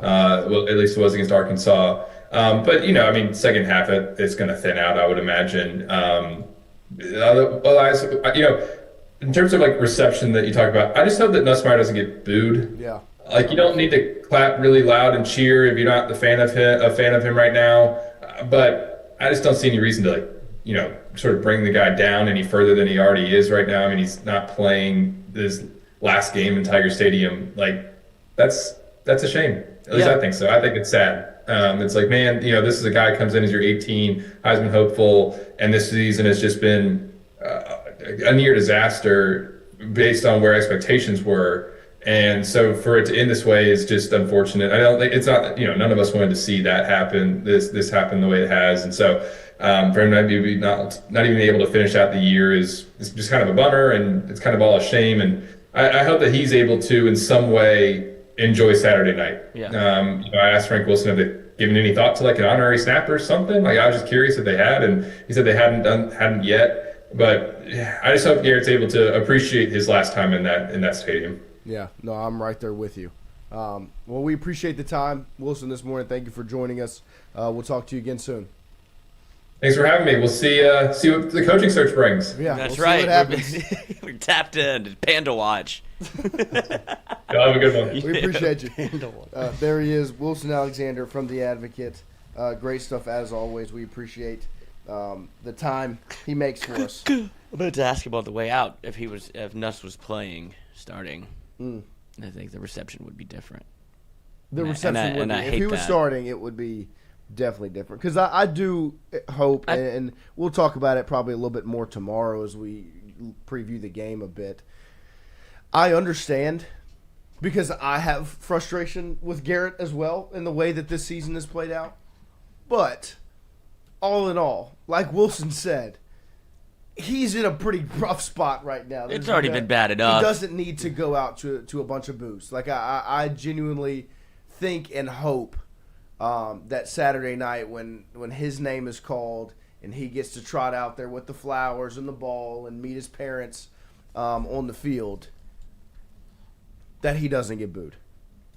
Genuinely, I hope cheered. That he gets, it doesn't need to be a standing ovation, but he should be cheered for. He shouldn't have to go through being booed by the crowd of the place that he loves, because he loves LSU. Yeah, this is the guy that stuck around. Right. This is the guy that had a dozen chances to leave. And I agree. I think a lot of things can be – his play is questionable. Decision-making, questionable. The handling of the injury situation, regardless of whose decision it was questionable. He cares about LSU. He loves LSU. He has stuck through transfer quarterback, Heisman quarterback. I mean, he had every reason to leave from the offseason from 22 to 23. And then he had the opportunity to leave again last year to go to the draft, and he didn't. He wanted to play at LSU regardless of if there was money attached or not. I hope that Nussmeier doesn't get booed. I don't know the next time we see a 5-year quarterback. No, it is. Something that is dying. Yeah. It's not a thing anymore. No, I mean, this is truly like a rarity, and it's a guy that it's a dying breed in a lot of ways. And I think that the season's been fucking disaster. But cheer for the just cheer. Don't do the man. One last time to let's just put that in the bucket for Brian Kelly as well. BK messed all this up for Nuss. But I really don't know the last time it would be a fifth-year quarterback all at the same school. That's what I mean. Yeah, because you've had, obviously, the portal, but forgot to be here 5 years. And I guess he's played he played one season, really. Yeah. I mean, one full real season. One full real season. And it was, that season wasn't on him. Like, I mean, he made some mistakes last year, but like, he was good. Wasn't his fault, you know. And so, look, I think, and we'll talk about it tomorrow. One of the things I plan and for tomorrow's show is to go through the guys that will be announced on senior night, the seniors on this football team. But I do agree. I mean, a 5-year quarterback, and Wes Shin, great point. Not just a 5-year QB. A quarterback who sits for 3 years and starts the last 2 at one school, you won't ever see that. And you really won't. Like, it's something that's just not going to happen. And, like, I know it hasn't worked out, but when you look back in an era of paychecks and leaving and opportunity and portaling and you at LSU, regardless of his play, have witnessed something that probably won't ever get seen again. Ever. He sat for 3 years, right? Got some run as a freshman. Played a full game against Arkansas. Was in the mix going into the next season when they brought in a transfer quarterback. Backed him up for a season. And really, when Jaden announced he was coming back for 23, there was every reason for Nuss to transfer. Like, I wouldn't have been surprised if he had. He didn't. He sat behind him, watched a Heisman winner, got his opportunity in 24, would have been a first-round pick last year in the draft, didn't leave. Stuck it through, came back. And I know there was money attached, there's NIL dollars, whatever. There's money either way, though. Right. You know. He came back. He put on the uniform, he wore 18, and you can question his work ethic and his playmaking and his decision-making and the play on the field, but he loves LSU. And he wanted to play for those 3 letters, those 2 colors, and I think that itself deserves to not be booed Saturday night. Cool. I hate the way it's ended. Truly, it really is devastating. It really is sad. I really think when we look back at it, when we're away from the season, and we look back at 2025 and the Nussmeier situation, like it's sad. Yeah, it's not rooted in anger. It sucks. It's just rooted in like, oh man, when you talk about everything that can go wrong, did go wrong, to literally what happened. There's like he has one real moment to celebrate, and it's the first game of the year, where it's not like he lit the world on fire, but it was a marquee win where LSU they did something that they haven't done in the Brian Kelly era. They did it on the road, and you started to feel like, okay. He got a top 5 team. Yeah, it was a top 5 team. He was a top 5 pick. Well, that was the elephant in the room. That was the demon, the boogeyman you couldn't get away. It was 1-0. Game 1. Right, and so he checks that box. Finally did it, and it was, clear that hurdle, and it's like the defense played well, and it's like, well, fuck, he's not going to be injured all season, like clearly he wasn't sharp, but he's like, he's going to get better, and oh my God, everything's exactly. I don't even know if we do. Like he was hurt then. Like you kind of tell something was a little up. No, I'm saying like as far as to that extent, we saw it. Right. Yeah. Like whenever it was a bizarre. Pitch count. Right. What are we doing? And so that's why I was always. But he had all of that time to go into Clemson. Right. And clearly he felt good enough to be able to play that style of football. But after that, it was an abject disaster. He was hurt. Like it feels like he didn't even practice. No, I mean, it's been a mess. But that was the highlight of his year. Yeah, no, it was a highlight of mine too. Yeah. I mean, I've told people, I was floating through town from August 30th to September 5th. Like it was the best time of my life. Man. That 1 week we're 1-0, number 3. Omaha. It was beautiful. Yeah, we just won a baseball national championship. And it was fun because, and I mean that hasn't changed because it's the only road trips we've taken.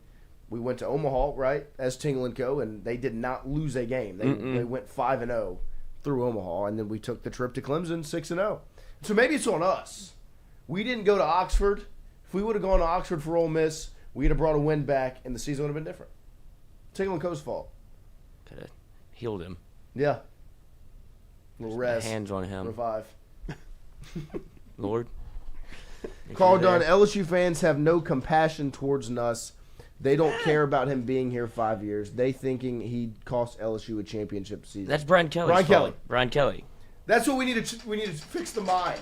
Yes. Nuss didn't play well. Was he a reason why you lost games? Sure. Yeah.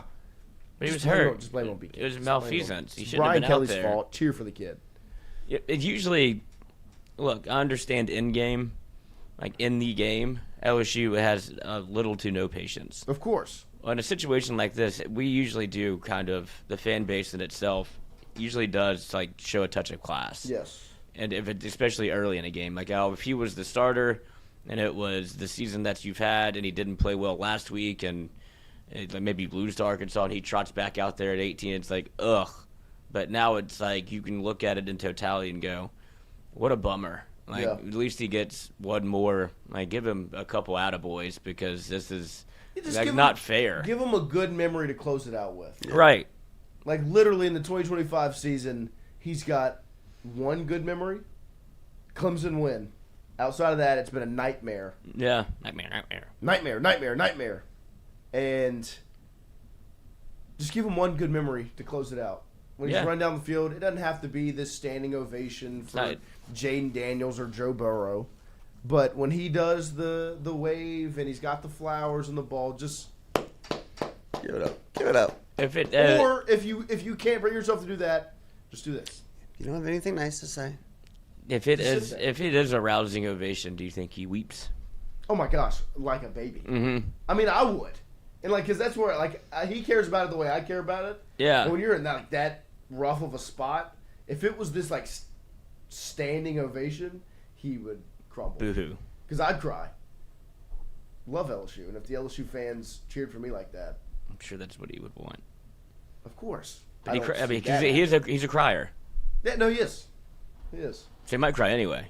He probably will already be teared up. You think he puts on eye black? No. One last time. Does he go out in full pads? Who gets? I guess we'll do this tomorrow. No. Like, it confused too many people. Wait, take that off. Yeah, no, we'll leave some things for tomorrow's show for sure.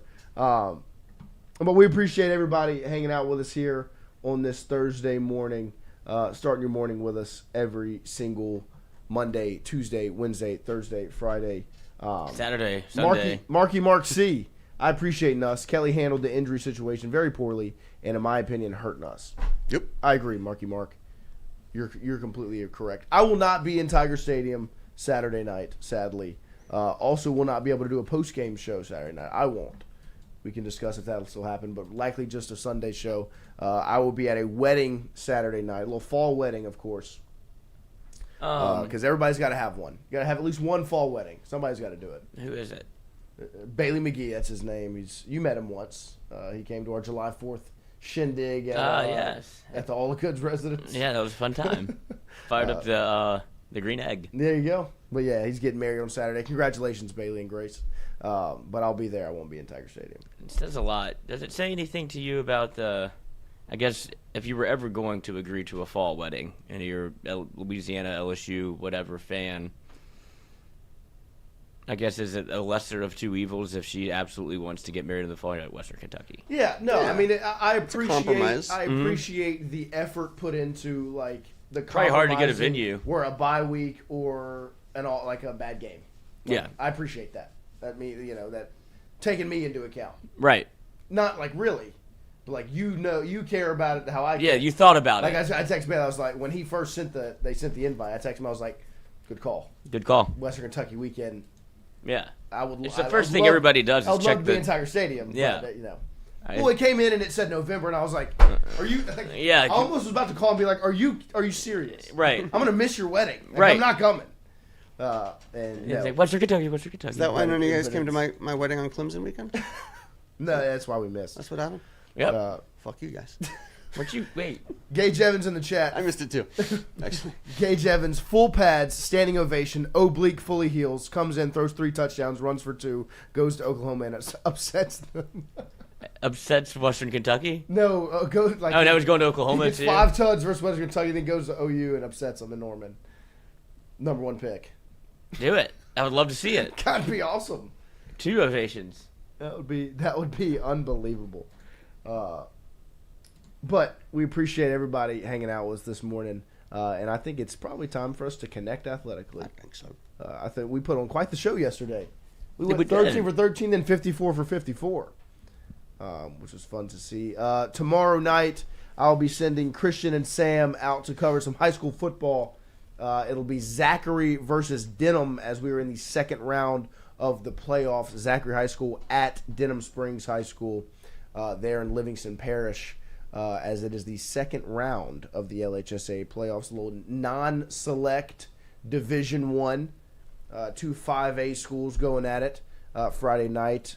We were going to do Central EA, but covered Central last week.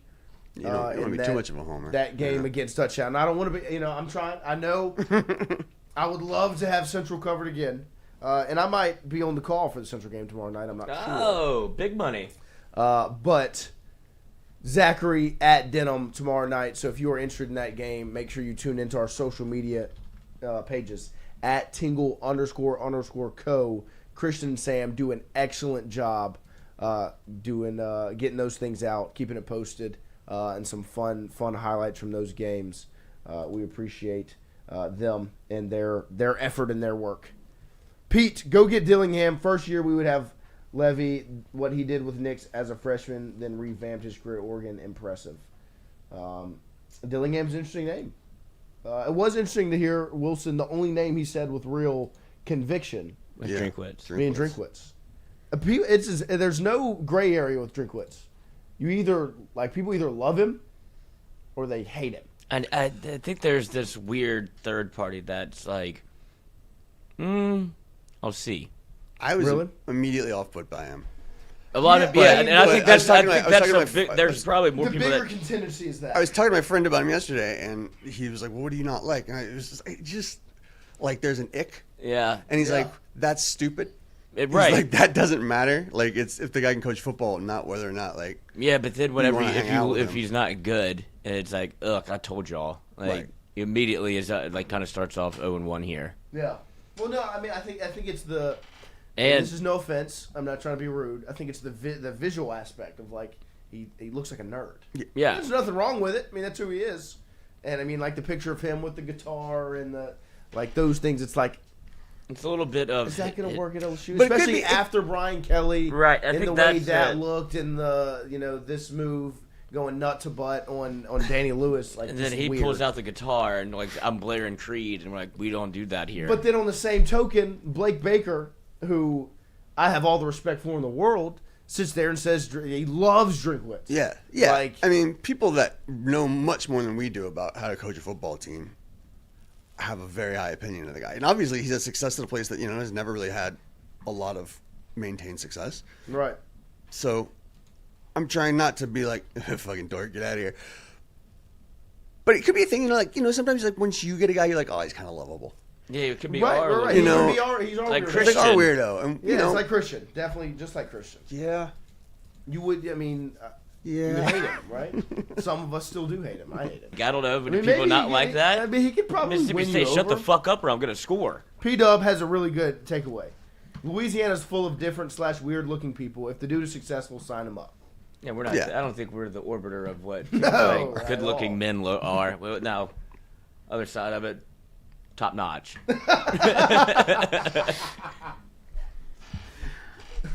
Fair enough. I think we can all agree on that. Jesse T. O'Neill Dillingham is an NIL / fundraising monster and a good coach, still hungry and needs / wants it. I think that's my biggest applaud for Dillingham. Like, my favorite part about him was he has the hunger aspect. You know what I mean? Where he's not going to get here and be like, all right. Yeah, Just yeah, put but up it could and- also Right, be reach the top of the I mountain. really tried hard at this and it didn't work and it crash out. Like, oh, you hired how old is he? 42? No, he's not that. He's 33, 35. He's like 34. Yeah, he's young. Right, which is awesome, but I think it's in that same bucket of you could almost convince yourself like first-time head coach, even though he's not. You know? Right. And then there's also, I don't know what Drinkwitz is thinking. He has a quote out here.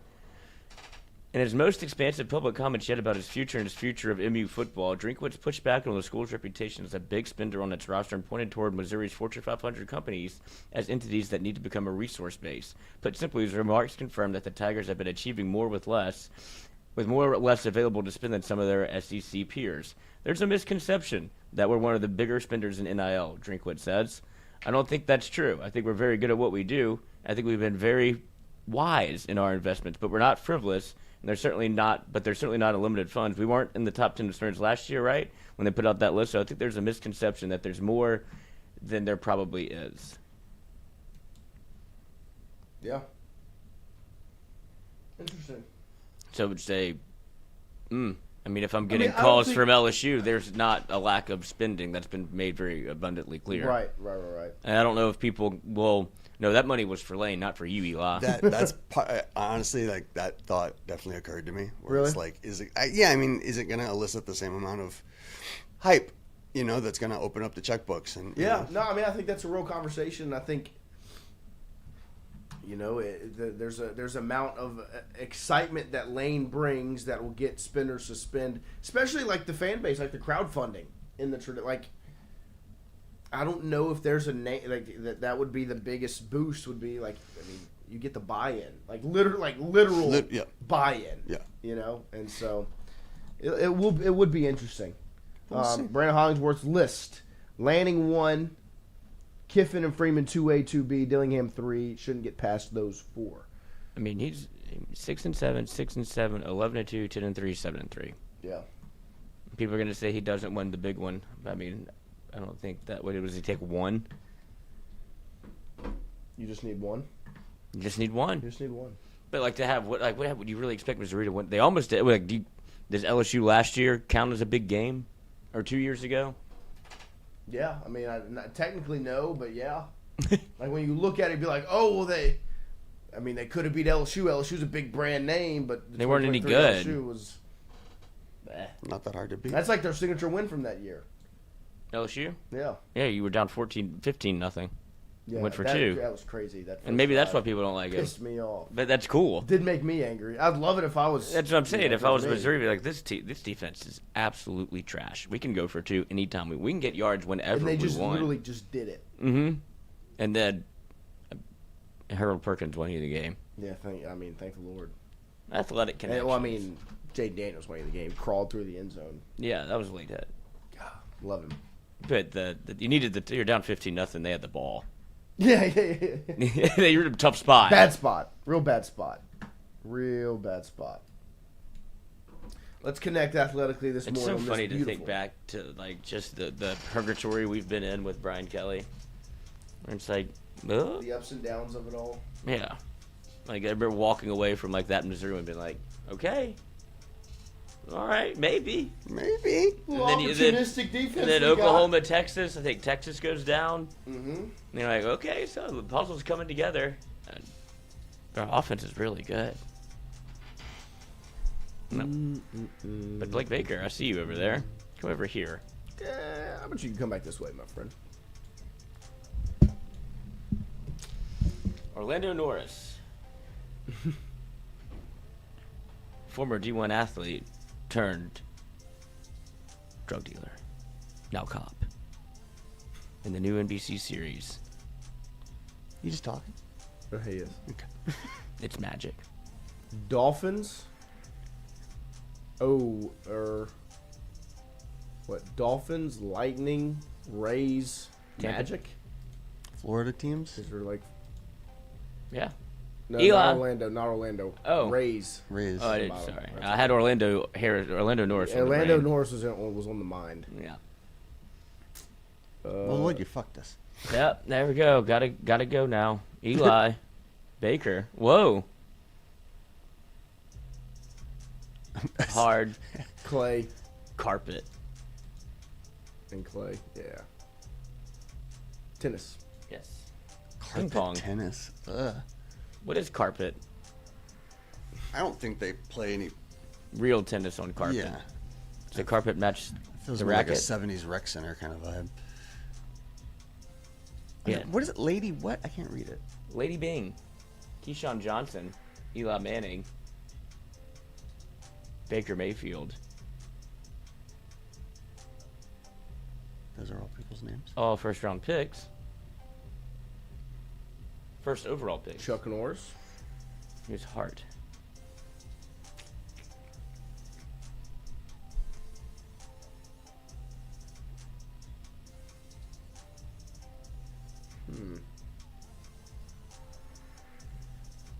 shoot, when they're a tackle.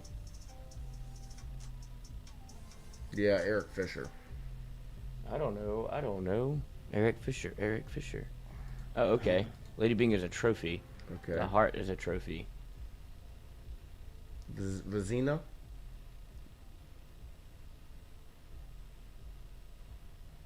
Heart. Yeah, heart is a trophy. Vizina? Feels like that would be a trophy. Yeah, I feel like those. Orlando Brown? That's what I think that was. Yeah, that's what I was thinking. Orlando Bloom? Yeah. Nice. Orlando Magic. Orlando Norris. What if that's a person? I'm gonna look it up. I just told you his whole story.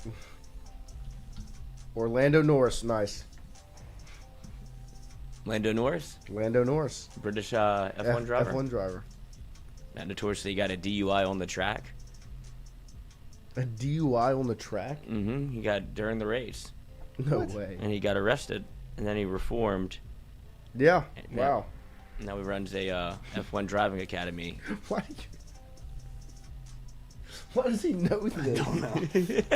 I thought you just read Orlando Norris and were just making that up. So did I. But you actually knew somebody named. Actually, zoned I can watch TV too. I read books. You don't read books. I read the internet. There I you used to go. read books. I've been reading a book.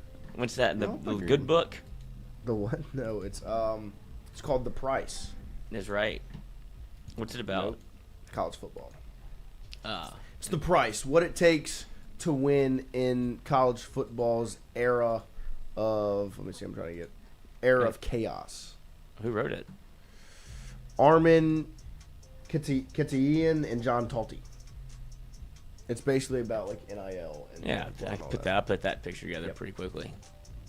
Can you So put this far, picture together? Ooh, that is frightening. What is It's the guy from that Civil War movie, and then the woman from Glee.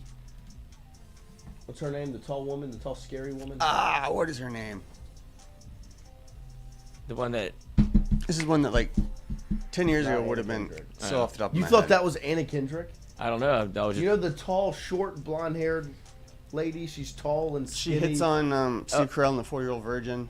Oh, Yeah. she's the one that is in She's in everything. Role Models. He puts the hot dog in and out of the bun. Dog. Her name is Jane something. Yes, Jane Lynch. There we go. Good job. I'm a big fan of Jane Lynch. And then his name is, it's the guy from that Civil War movie, and he always plays like a. Is it weird Plemons person. again? Is that who? Yeah. Jesse Plemons? Yeah. I feel like, yeah. did we had think that's who it Plemons is. not too long ago. We did. That's his hair, huh? I think that's his. I hair. think that is his hair. He's got that little fat face, little chubster. He's actually lost a lot of weight recently. I know. He has He lost a lot of weight. fluctuates. But when I saw him, what was he in? He was super fat. Looks like a Timu Matt Damon. If you think about it. Ah, Kind of does. maybe. Like very Timu. Very Was it true. Was he? Oh, Fargo. He was super fat. I haven't Yeah, watched he that. was. Is that good? Oh, Yo, so yeah. good. Really? Especially the first 2 seasons. Yeah. Were like, mwah. What am I watching right now? Nothing. Reading. First 2 I'm seasons of reading Fargo, The dog. Price. This current day AFC North team had the lowest winning percentage in the NFL. The AFC North. They want you to say the Bengals. It's It'd Brown. be the Bengals, Browns, Browns, right? Steelers, and Ravens. It's got to be the Browns. Could it? Could it be the Bengals though? Bengals were really Browns, terrible. Bengals feel like the answers here. Right, we're splitting hairs. Like, Not was it It's not gonna be 99? the Raven. It's not gonna be the Steelers. Who's their That'd be coach the forever that Ravens. was 8-8 every year? The Marvin Bengals? Lewis? Yeah. That They was- hired that him was- about 99, I think. I want to say. I feel like it's Bengals. Carson Palmer was They were both so bad. the. Palmer was 99 too, right? I think he was the 2000. So it went. I'm trying to think if I think we all if think, you I work. think we all think Bengals. I'm just trying to think of who had the number 1 overall pick. In '99, Yeah. who would have been? Was that Tim Couch? That was Browns. Shoot. I Because don't know if that year is right. That's kind of. Because I'm thinking of just Heisman winners. If you Right, go right. backwards, Jason White was 2003. He was 25 years 2000, I believe, is it Chris Winkie or Carson Palmer? Palmer was a little bit later.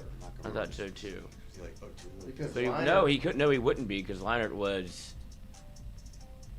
Bush was 05. Yeah. And so Leinart was 04. So then Palmer was like 03 or 02. So I think this was. The Bengals. Or Chris Winkie went to Florida State. Cat says Bengals. Okay. And then they drafted Carson Palmer. Yeah. College football. Carson Palmer. The Iron Bowl, Alabama and Auburn. Auburn's going to win it this year. I believe so. Oops. Who's their head coach? Still Glue Freeze? No, interim Durkin. Oh. What a staff. Right? I think that's right. It is. Right. This Duke big man got to play alongside two of his brothers during his tenure from 2009 2013. Was a 2013 All-American. Plumlee? Yeah. But which one? This one would be Mason? 2013. The youngest was Mason. The youngest and the best. So it's not Miles. Miles was the middle. Riga is the capital of this European country. Latvia. Kristaps Porzingis, the unicorn. Boy. Then he got beat up in the street and was never the same. Uh-oh. They called me the McFrapper. Ookie Cookie. Ew.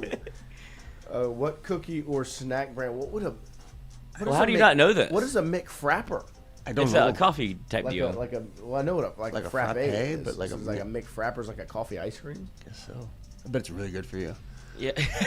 I mean, a cookie or snack brand. Oreos, Would it be Chips Ahoy's, Keebler's. Or is it like Famous Amos? Yeah, Famous Amos. He would never sell out like this. No. He's a vending machine guy. It's not Oreos because that's just a. What normal about those flurry. little? Yeah, those are just what about the Biscoff? plain? Yeah, that's too highbrow. I would know if. Yeah. It's probably Chips Ahoy. I think I've seen little cookies. Chips Ahoy. McFapper. Nice. Yeah, there you go, Gage. He picked up on it. Yeah. Again, it's right there.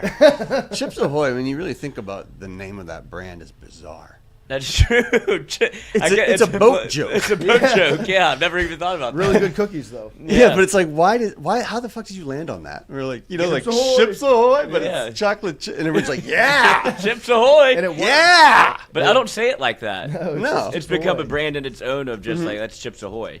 Yeah, Chips Not Ahoy. Like Chips Ahoy. Chips Ahoy. But it's just so strange. I'm going to start doing it now. Yeah, now I will. This CBS reality show has won Emmy for most outstanding reality competition series, a record 10. Survivor, Is I'd it imagine. Survivor or is Big it Brother. Big Brother. Or is We've it done it- Amazing we- Race? Or is it Fear Is Factor? that CBS?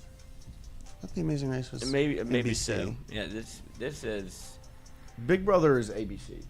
Big Brother CBS. It is CBS? Yeah. it can't be. We can't ever think this. Survivor, I just want it more. Amazing Race, they say. The chat says? Huh? The chat says Amazing Race. All right, then. Let's do that. I feel like. Amazing Race is cool. Well, I feel like CBS Survivor does is the what reality the best, I guess, don't they? I guess so. There's like how many seasons of Survivor? It's just are like there? NBC. 40 something? Like Yeah. NBC does sitcoms. Yeah, right. You know, everybody's got their thing. Younger versions of in this 2011 X-Men film. This would be I don't know. what was the first with I've never seen an X-Men film. really? Yeah. What was the first? It was X-Men. Let's see. I feel like it. Days of Future I feel like Past? it's First Class, but it might be Days of Future Past. It's not Apocalypse because that was the last one, or no, Dark Phoenix was. And Dark Phoenix has that other girl in it. I know. No, it is first. It's First Class because Yeah. it's the First Class. That's what I'm saying. It's the youngins. Because Jennifer That Lawrence makes is, sense. what's her name? the skin girl. Yeah, the one that.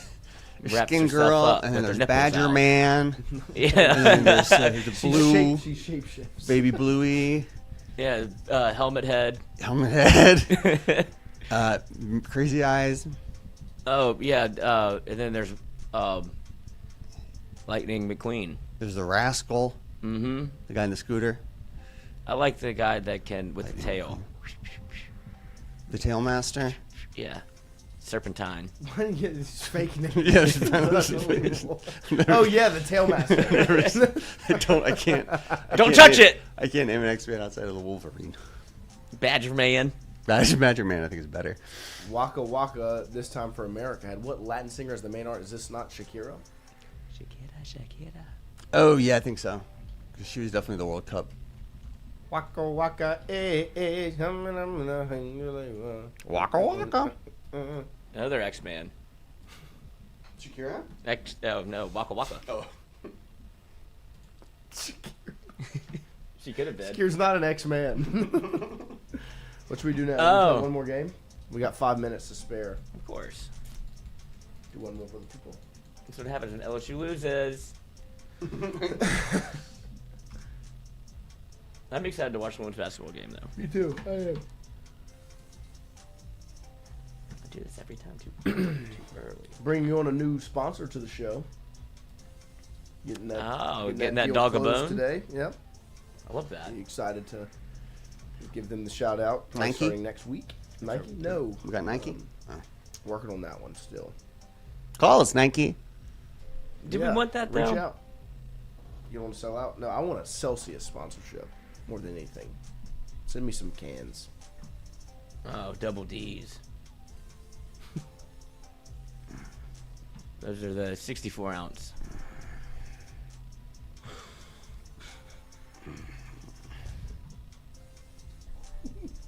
Your brain, it really is unbelievable. Thank you.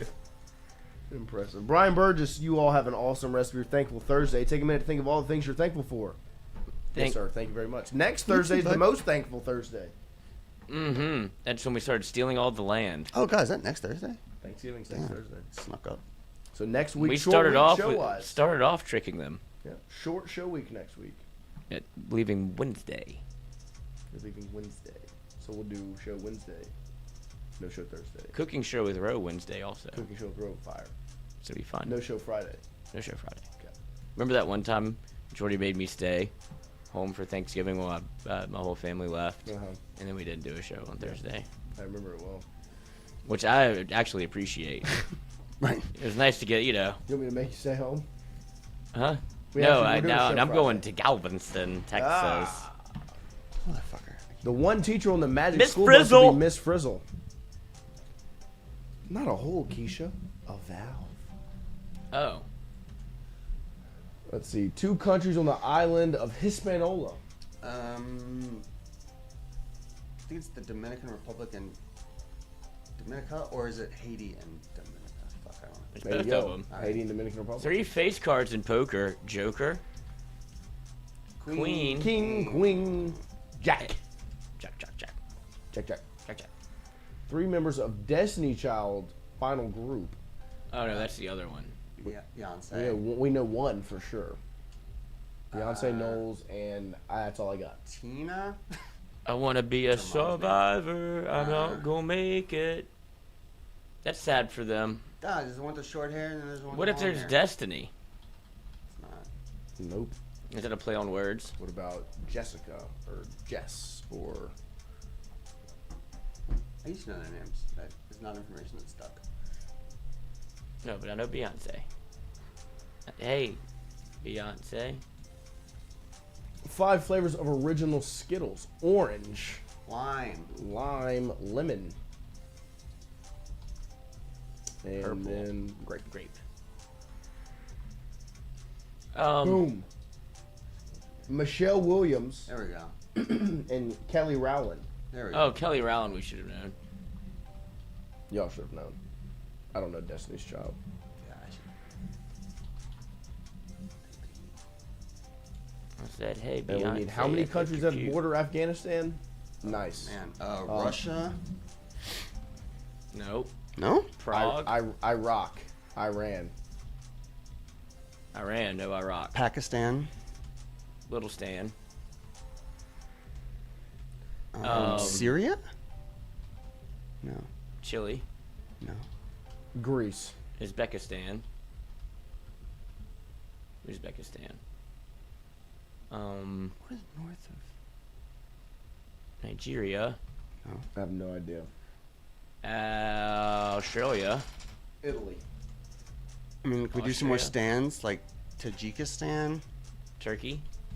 There you go. Yeah. Turkmenistan, Uzbekistan, Fred Armistead. Gage says India. Azerbaijan? Tunisia? Azerbaijan? Maybe. This is a tough, trying to back, maybe it'll tell me. No. No, it won't. Libya.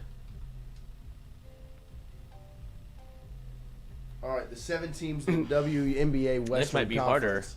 Here we go. The Jets. Sparks. Yep, the Sparks. The Sparkles.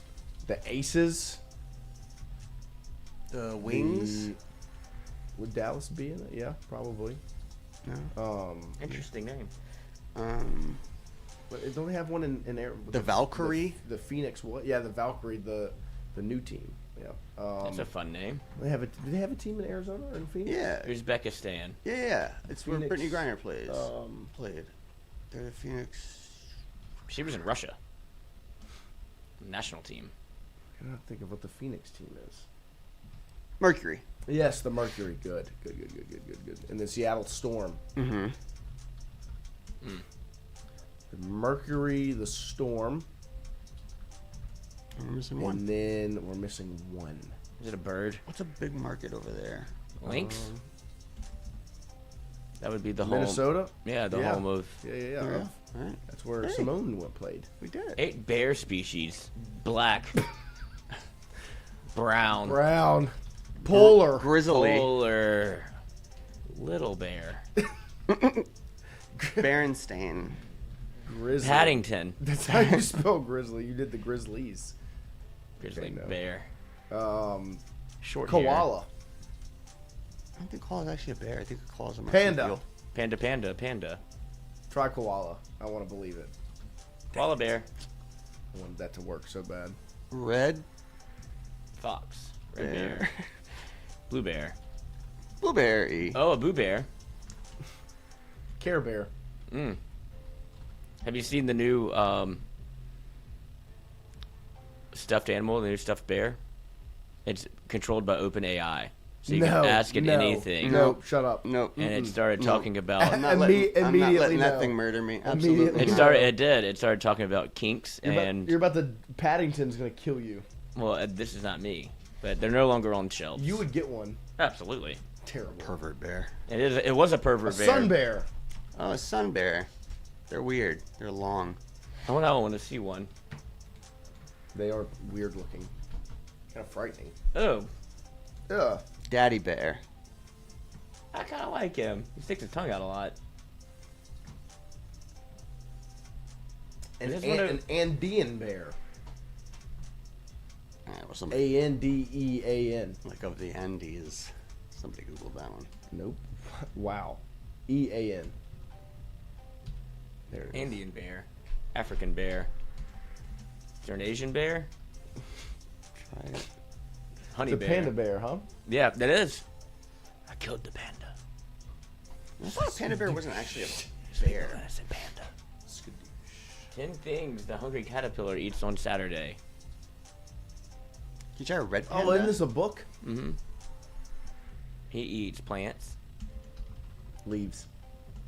Ants. Automobiles. What does he eat? What is There's a sports one at the end. Let's just do that one real quick and then come back to this.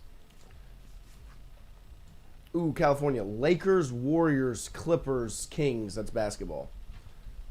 49ers. Yeah, 49ers, Rams, Chargers. Chargers. Hold on. I think it just tried to... It did. It's okay. Clippers, Kings. And then you have Rams, Chargers, 49ers. Is that it in football? Mm-hmm. You have Angels, you have Dodgers, you have Giants. Do they still count the Athletics for the time being? Yeah. And then the Kings. And then also in baseball, you have it's just the Padres. Just those three. San Diego. Yeah, And who is Are we missing one baseball team? You did the A's? Mm-hmm. Did you do the Angels? Bang. Okay. There we go. 10 things a hungry caterpillar eats. I don't. What? Gage Evans, bath salts. Didn't take it. No dice, buddy. Peanut butter. His missing wife. Don't they do that? Huh? I don't think so. Oh no, that's bees. Or Praying mantises. that's what it is. That's what they eat. I don't know a single thing a hungry caterpillar eats on a Saturday. Right outside of a leaf, I don't know.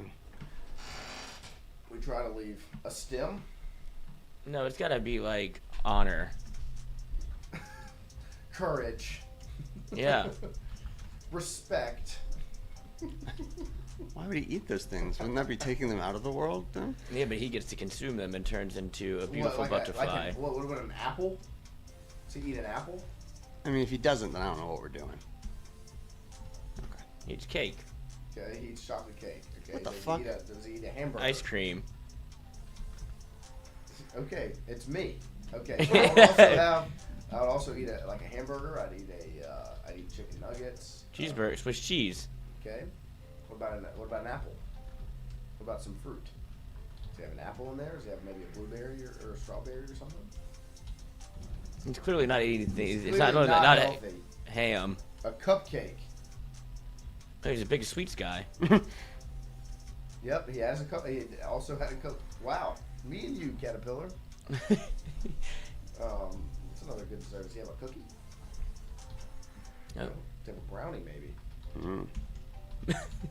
Perhaps a watermelon? Says the Oh, he did. Oh. Oh, Johnny O'Good said salami. Did he have salami, maybe?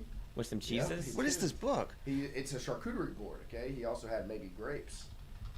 Or almonds. Cheese? He had a pickle, Gage said. I said cheese. I can't read. Yeah, pickle. Okay. We have His belly's gonna hurt. cherry pie. That's like the worst pie. Yeah. There's so many good pies to have. Cherry pie's got a weird taste. Did he have a water? Pie, a lollipop. Okay, are we Googling this, chat? Yeah, I think they No, are. it's like, be honest with me right now. Like, be honest. Be honest, chat. It's either that somebody. Did y'all Google this? Somebody has a 4-year-old. Did y'all either Google it or you currently have the book open?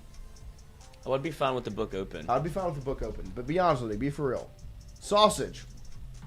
It's a sausage. He's gonna have stomach cancer. Yep, this guy's cooked. And we need one more as And we need a bear species in a place. Gage Evans, yes. Yeah, I knew Googled it. Gage, you would. Yeah, I mean, I knew you didn't know that. I wanted to see him eat, though. Not Gage, the caterpillar. Caterpillar. AI mode. Very hungry caterpillar. Make him angry. Oh, look at this. The caterpillar eats through an increasing number of fruits but remains hungry. On Saturday, he overeats a variety of junk fruits and gets a stomachache. Yeah, saw that coming. Yeah, of course he does. I mean, I can tell you his stomach is going to hurt. Yeah, I don't know. I don't know these other two. A speculated bear? Whoa. What? I Speculated. mean, it seems too specific to. To doubt? Speculum bear. Spectacular bear. Sloth bear. Sloth. Oh. Johnny L. Goodson. And now we need one more Afghanistanian border country. He listed a bunch.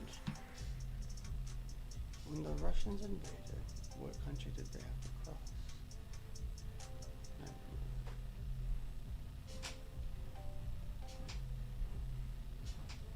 Uzbekistan. Oh, we got that. I did that one. Good job, Lloyd. Thank you. Going back to the well too many times, though. You did Turkmenistan? Mm-hmm. We did Tajikistan? Iran, Iraq, Armenia,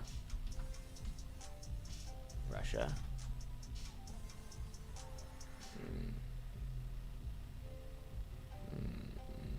China. Oh. It was China. Always China. What a big country. All right, goodbye, job, guys. everybody. We I'm appreciate you hungry. all. I'm hungry. I'm hungry. We'll I'm see y'all hungry. tomorrow morning, 7 to 9 a.m. That's right. I'm ready to eat. I'm going to eat. What are we having? Whatever the caterpillar ate. Oh, I want cherry pie with Swiss cheese on top.